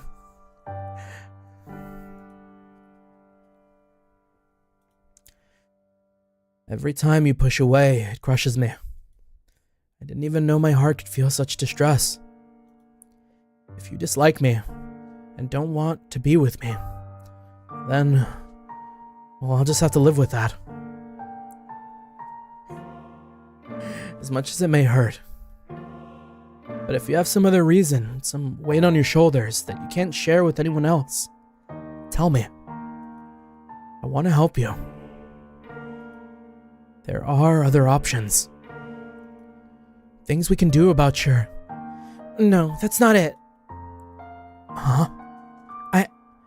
I've tried to hate you so many times. So yes, there's more to it than just social status. But I can't do it. I couldn't make myself do it. What do you mean? I had so many chances, but I couldn't do anything. She spoke in a stifled voice, as if every word had to fight to escape her lips. She appeared so fragile, so precarious looking down on him that it seemed as though if a gust of wind were to whisk through the room, it would blow her away completely. Her pale fingers were trembling, like she had tried to squeeze them again and failed. However, her hand did not pull away from his still slender neck. Her hand is so cold. He did not challenge her, but simply kept his eyes affixed on hers, as if carefully watching to see what she would do next. I'll say it as many times as it takes, as many times as I must. I love you, and I wouldn't be able to accept losing you without knowing anything. So please, tell me the reason. I'll see to it that you're taken care of. Those are the words of a man of means, Lord Mel. As someone blessed enough to have pity for others. You are a foolish young man. You know nothing.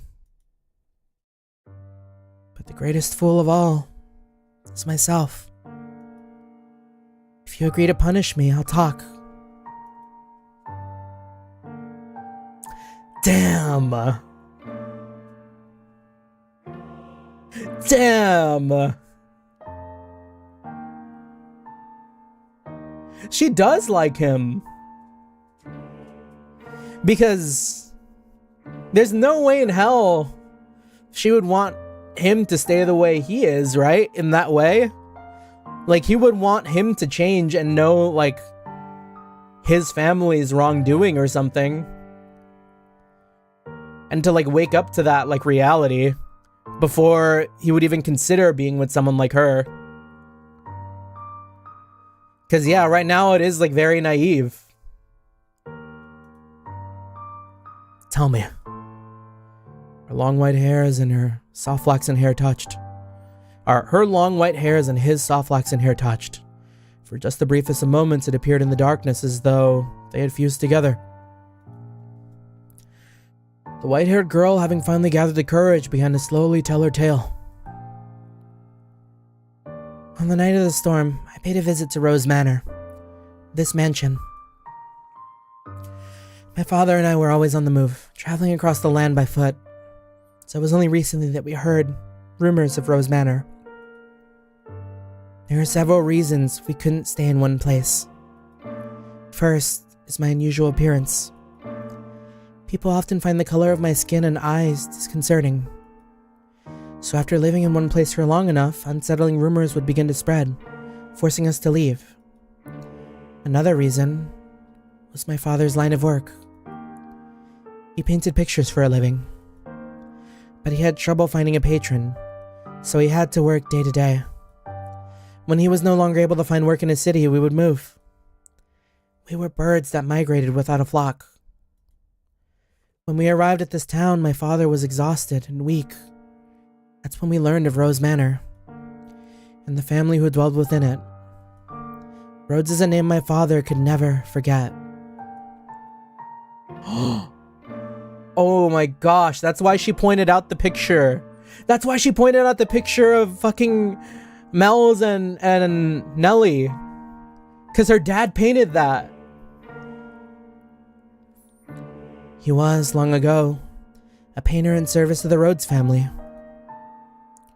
Hold on. Your father was an artist here? Yes. It was before I was born, so you probably don't remember, Lord Mouse. So, you knew about us before you came here.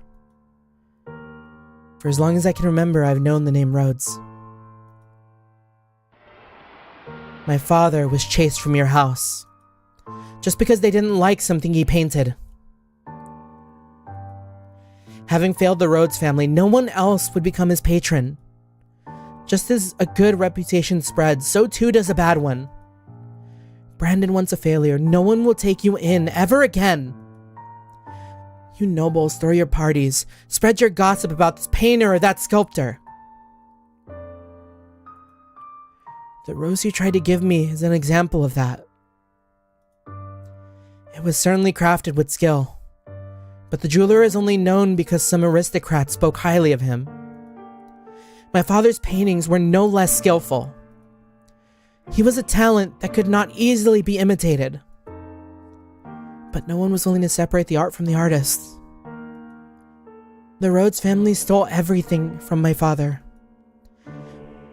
But even thrown out onto the streets, his only skill was painting. That was all he could do to earn a living. What little money we had for food he gave to me. He did anything he could to ensure my survival, even at the expense of his own well-being. My father passed away in this town. Up until his last breath, he was only ever concerned about me. He held me in his arms and ran his fingers through my hair, an apologetic look on his face. If I had a normal appearance, I'm sure life would have been much easier. He was always telling me how sorry he was for making my life so hard, even though it's not his fault I look like this. I disdain the Rhodes family for putting my father through such hardship.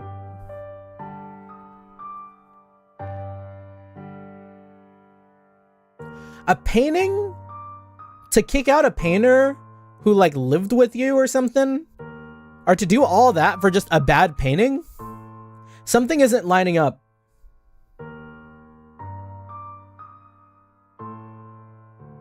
Like, I don't know, maybe like this was 1600s, they were like brutal with it. But like, I feel like there's something deeper to this. I feel like, again, going back to that theory I had about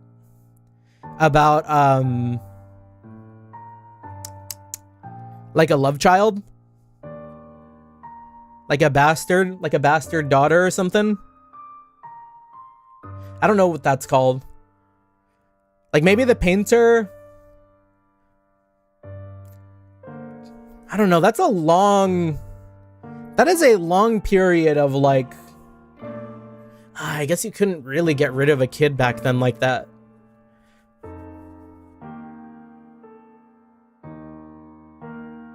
The painter could have done something to the father's wife. Or, yeah, oh my god, it makes so much sense when you think about it like that too, because the dad never leaves with the mom. They pretty much have like almost separated. And they're probably putting a front for the kids. They're putting a front because they're like of royal lineage and don't want to smirch all the power that they've like accumulated over their generations. It was something they tucked away, a secret of the family, like that's just like in the man. Oh my god, that's so...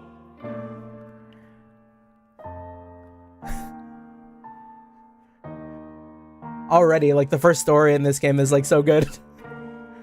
I can only assume there's gonna be more stories, it seems, because it like they were like door one. Yeah, infidelity does bring good drama, and I feel like if the painter did it with the wife, that is a perfectly valid reason to, you know, kick someone out. And then maybe the painter too might have felt guilty saying that. Maybe if like word ever got out about something like that, like they were threatened with death, you know? And to protect his child, he had to lie to her. Tell her that it was a bad painting. But because of that lie, she's grown up hating the Rhodes.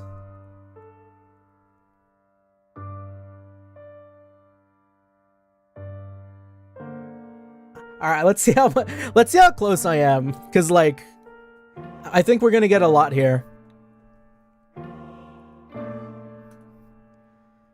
I imagine you were still living in decadence, acting as though nothing had ever happened. No, you wouldn't even care about the fate of one simple painter. Our lives meant nothing to you. And so I sought to bring misfortune upon you. And that's why you tried to kill me. In truth, I had wanted to take the master's life, but your father spent so much time outside the mansion. And so, You're right. If they lost me, it would put my family in a very difficult position. That's the whole of my tale. You now know about my father and how I feel about you. Having told you of the blackness in my heart, I cannot go on living like nothing has changed.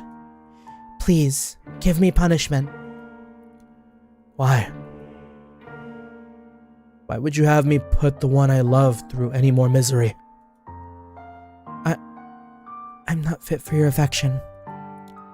Not only because I'm not an aristocrat, not only because I'm not aristocratic, but because every time I spoke with you, I did so holding this darkness in my heart. Does that not unnerve you? In the end, it was my family's actions that caused you so much suffering. Would that your father was still alive, perhaps I could have done something. I'm sorry. And besides, you hesitated. You didn't actually kill me. What am I even to punish you for? As you said, you had countless opportunities, but you couldn't bring yourself to do it. Tell me, why couldn't you kill me? Because If it's because I've given you enough reason to have even the slightest bit of interest in me. Nothing was as I envisioned it. What? I assumed the residents of Rose Manor would be cold, people who believed that wealth and rank mattered above all. But on the night of the storm, the mistress was the first one to extend her hand to me. I arrived at the mansion disguised as a beggar. Actually, disguised is not the right word, as many nights I only survived on the generosity of others. The mistress did not send me away when she saw me. Quite the opposite. She took me in as a servant. So that was Mother's doing. I could scarcely believe she would invite a stranger into her home, that she would treat a stranger with such compassion. I thought perhaps she knew who my father was. Oh, she might have. I'm just saying. But I never met any of you before, so she must simply be that kind-hearted a woman. And the mistress continued to treat me with kindness, despite my disquieting appearance and the darkness in my heart. In time, I began to grow less and less sure of myself. Was what I meant to do truly right?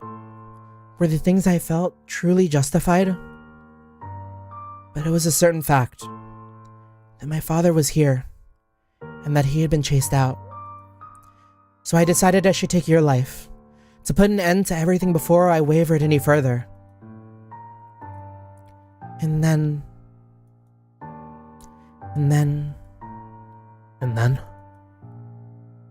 You were too kind to me.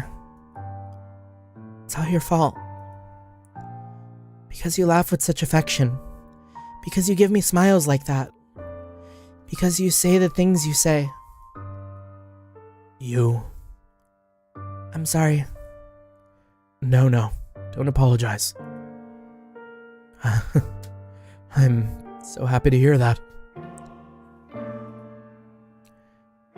Despite the unusual circumstances. Please, don't say you want to leave. Don't ask me to punish you. I couldn't do anything for your father, but at least allow me to do something for the daughter he cared for so dearly. You're far too kind-hearted. I'll be happier with you around. You can become a real aristocrat. Ooh. That is not what you needed to say, man. Huh? There are families that would be willing to adopt you, especially knowing it would bring them ties to the Rhodes family in the future. Are you saying, As long as you're okay with that, of course. Oh, maybe? Maybe that's fine? I don't know. I feel like... I don't know. For me, that would be like a weird thing to say. I don't understand how you could possibly say that. I have a hand around your neck even as we speak. Seems reasonable enough to me. I'm desperately looking for some way to not have to lose you. But I couldn't. I don't know any etiquette or social customs. How could I? You can learn all that. You're pretty and naturally graceful. You'll do just fine. You are such an aristocrat, Lord Mel. What? The way you can come up with compliments so easily. Only for you. Ellie says my poetry has as much charm as a dissertation. I don't understand theater. Puts me to sleep. You laughed. Thank goodness. Keep smiling. You don't have to stop. A smile on your face is a smile on mine. No matter how deep the darkness has taken root in your heart, it can always be removed. I believe people are capable of forging their own futures.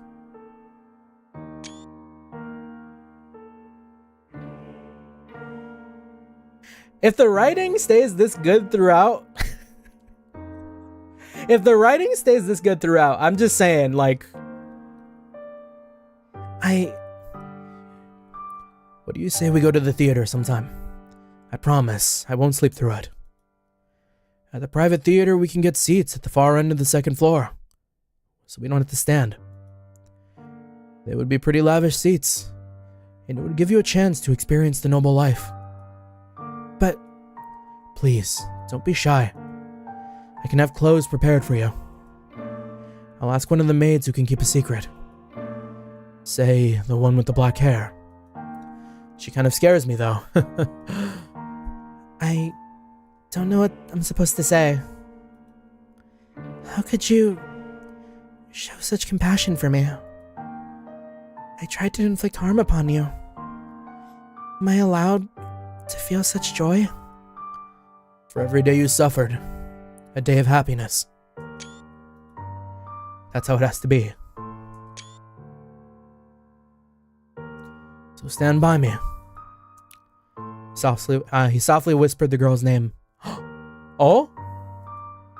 For several long moments, her lips trembled in trepidation, but in time she squeezed them together and made a smile. He wrapped his arm around her unmistakably slender, frail frame, holding her tight in an affectionate embrace. Mel approached me the next day.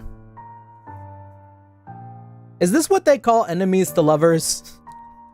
Except one of them didn't know it was an enemy until, like, minute before lovers. He explained to me the course of events, and then asked me to dress her up more beautifully than any other noble girl had ever been. She was already a very pretty girl, so even without much effort on my part, simply putting her in a dress, she radiated beauty. I was quite partial to her smile, so I agreed to help, thinking that if it would lead to their happiness, I could not ask for anything more. I never anticipated what would happen next, though. Her sister is going to be so jealous, or his sister is going to be so fucking jealous. Perhaps my hopes were unreasonable after all.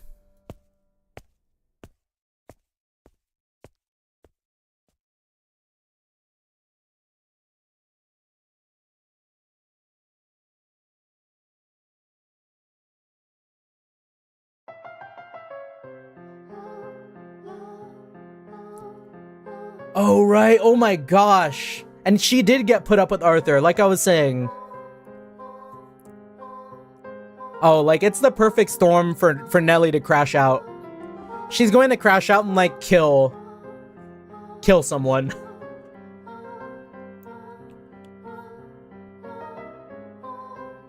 How? Okay, how?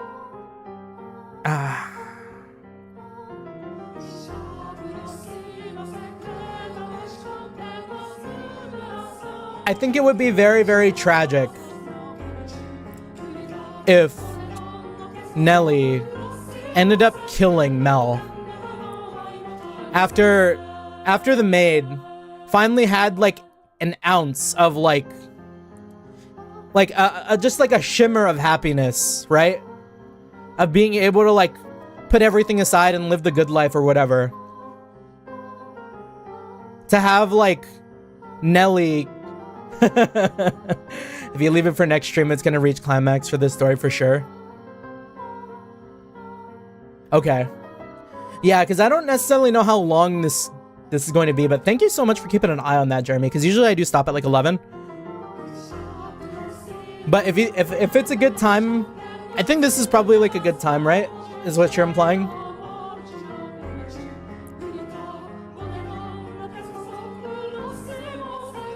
I don't know. Yeah, it probably is a good time. Because I could totally see something really, really cool happening with Nelly's character here. The character arc for her. Maybe an hour left, but with me reading, maybe 2 hours. Okay, yeah. Yeah, so we'll probably like try and finish this story next stream. This is probably like a nice cutoff. We have like a very high, intense moment. We still don't know her name, huh? But somehow Mel knew. There are like lapses of time, but yeah. Okay. Yeah, I guess next up we have like Yandere arc Nelly. I'm in love though. This was such a good first stream. I'm like already like so invested with the way the story is gonna go, and it's gonna be. I can tell this one's gonna be a ride. But yeah, that being said, that is going to do it for me today. Next week is gonna be a little light. I absolutely want to find time to play this though. So we'll see. I'm definitely not gonna be streaming tomorrow though, because I do have some plans later in the evening to catch a show out in LA. Yeah, next first hour stream is gonna be wild. Yeah, I'm feeling like maybe, gosh, what was I playing? It might just be another Warhammer / Persona / Fata Morgana week, I think. But yeah, GG's. Thank you. Until next time. Peace.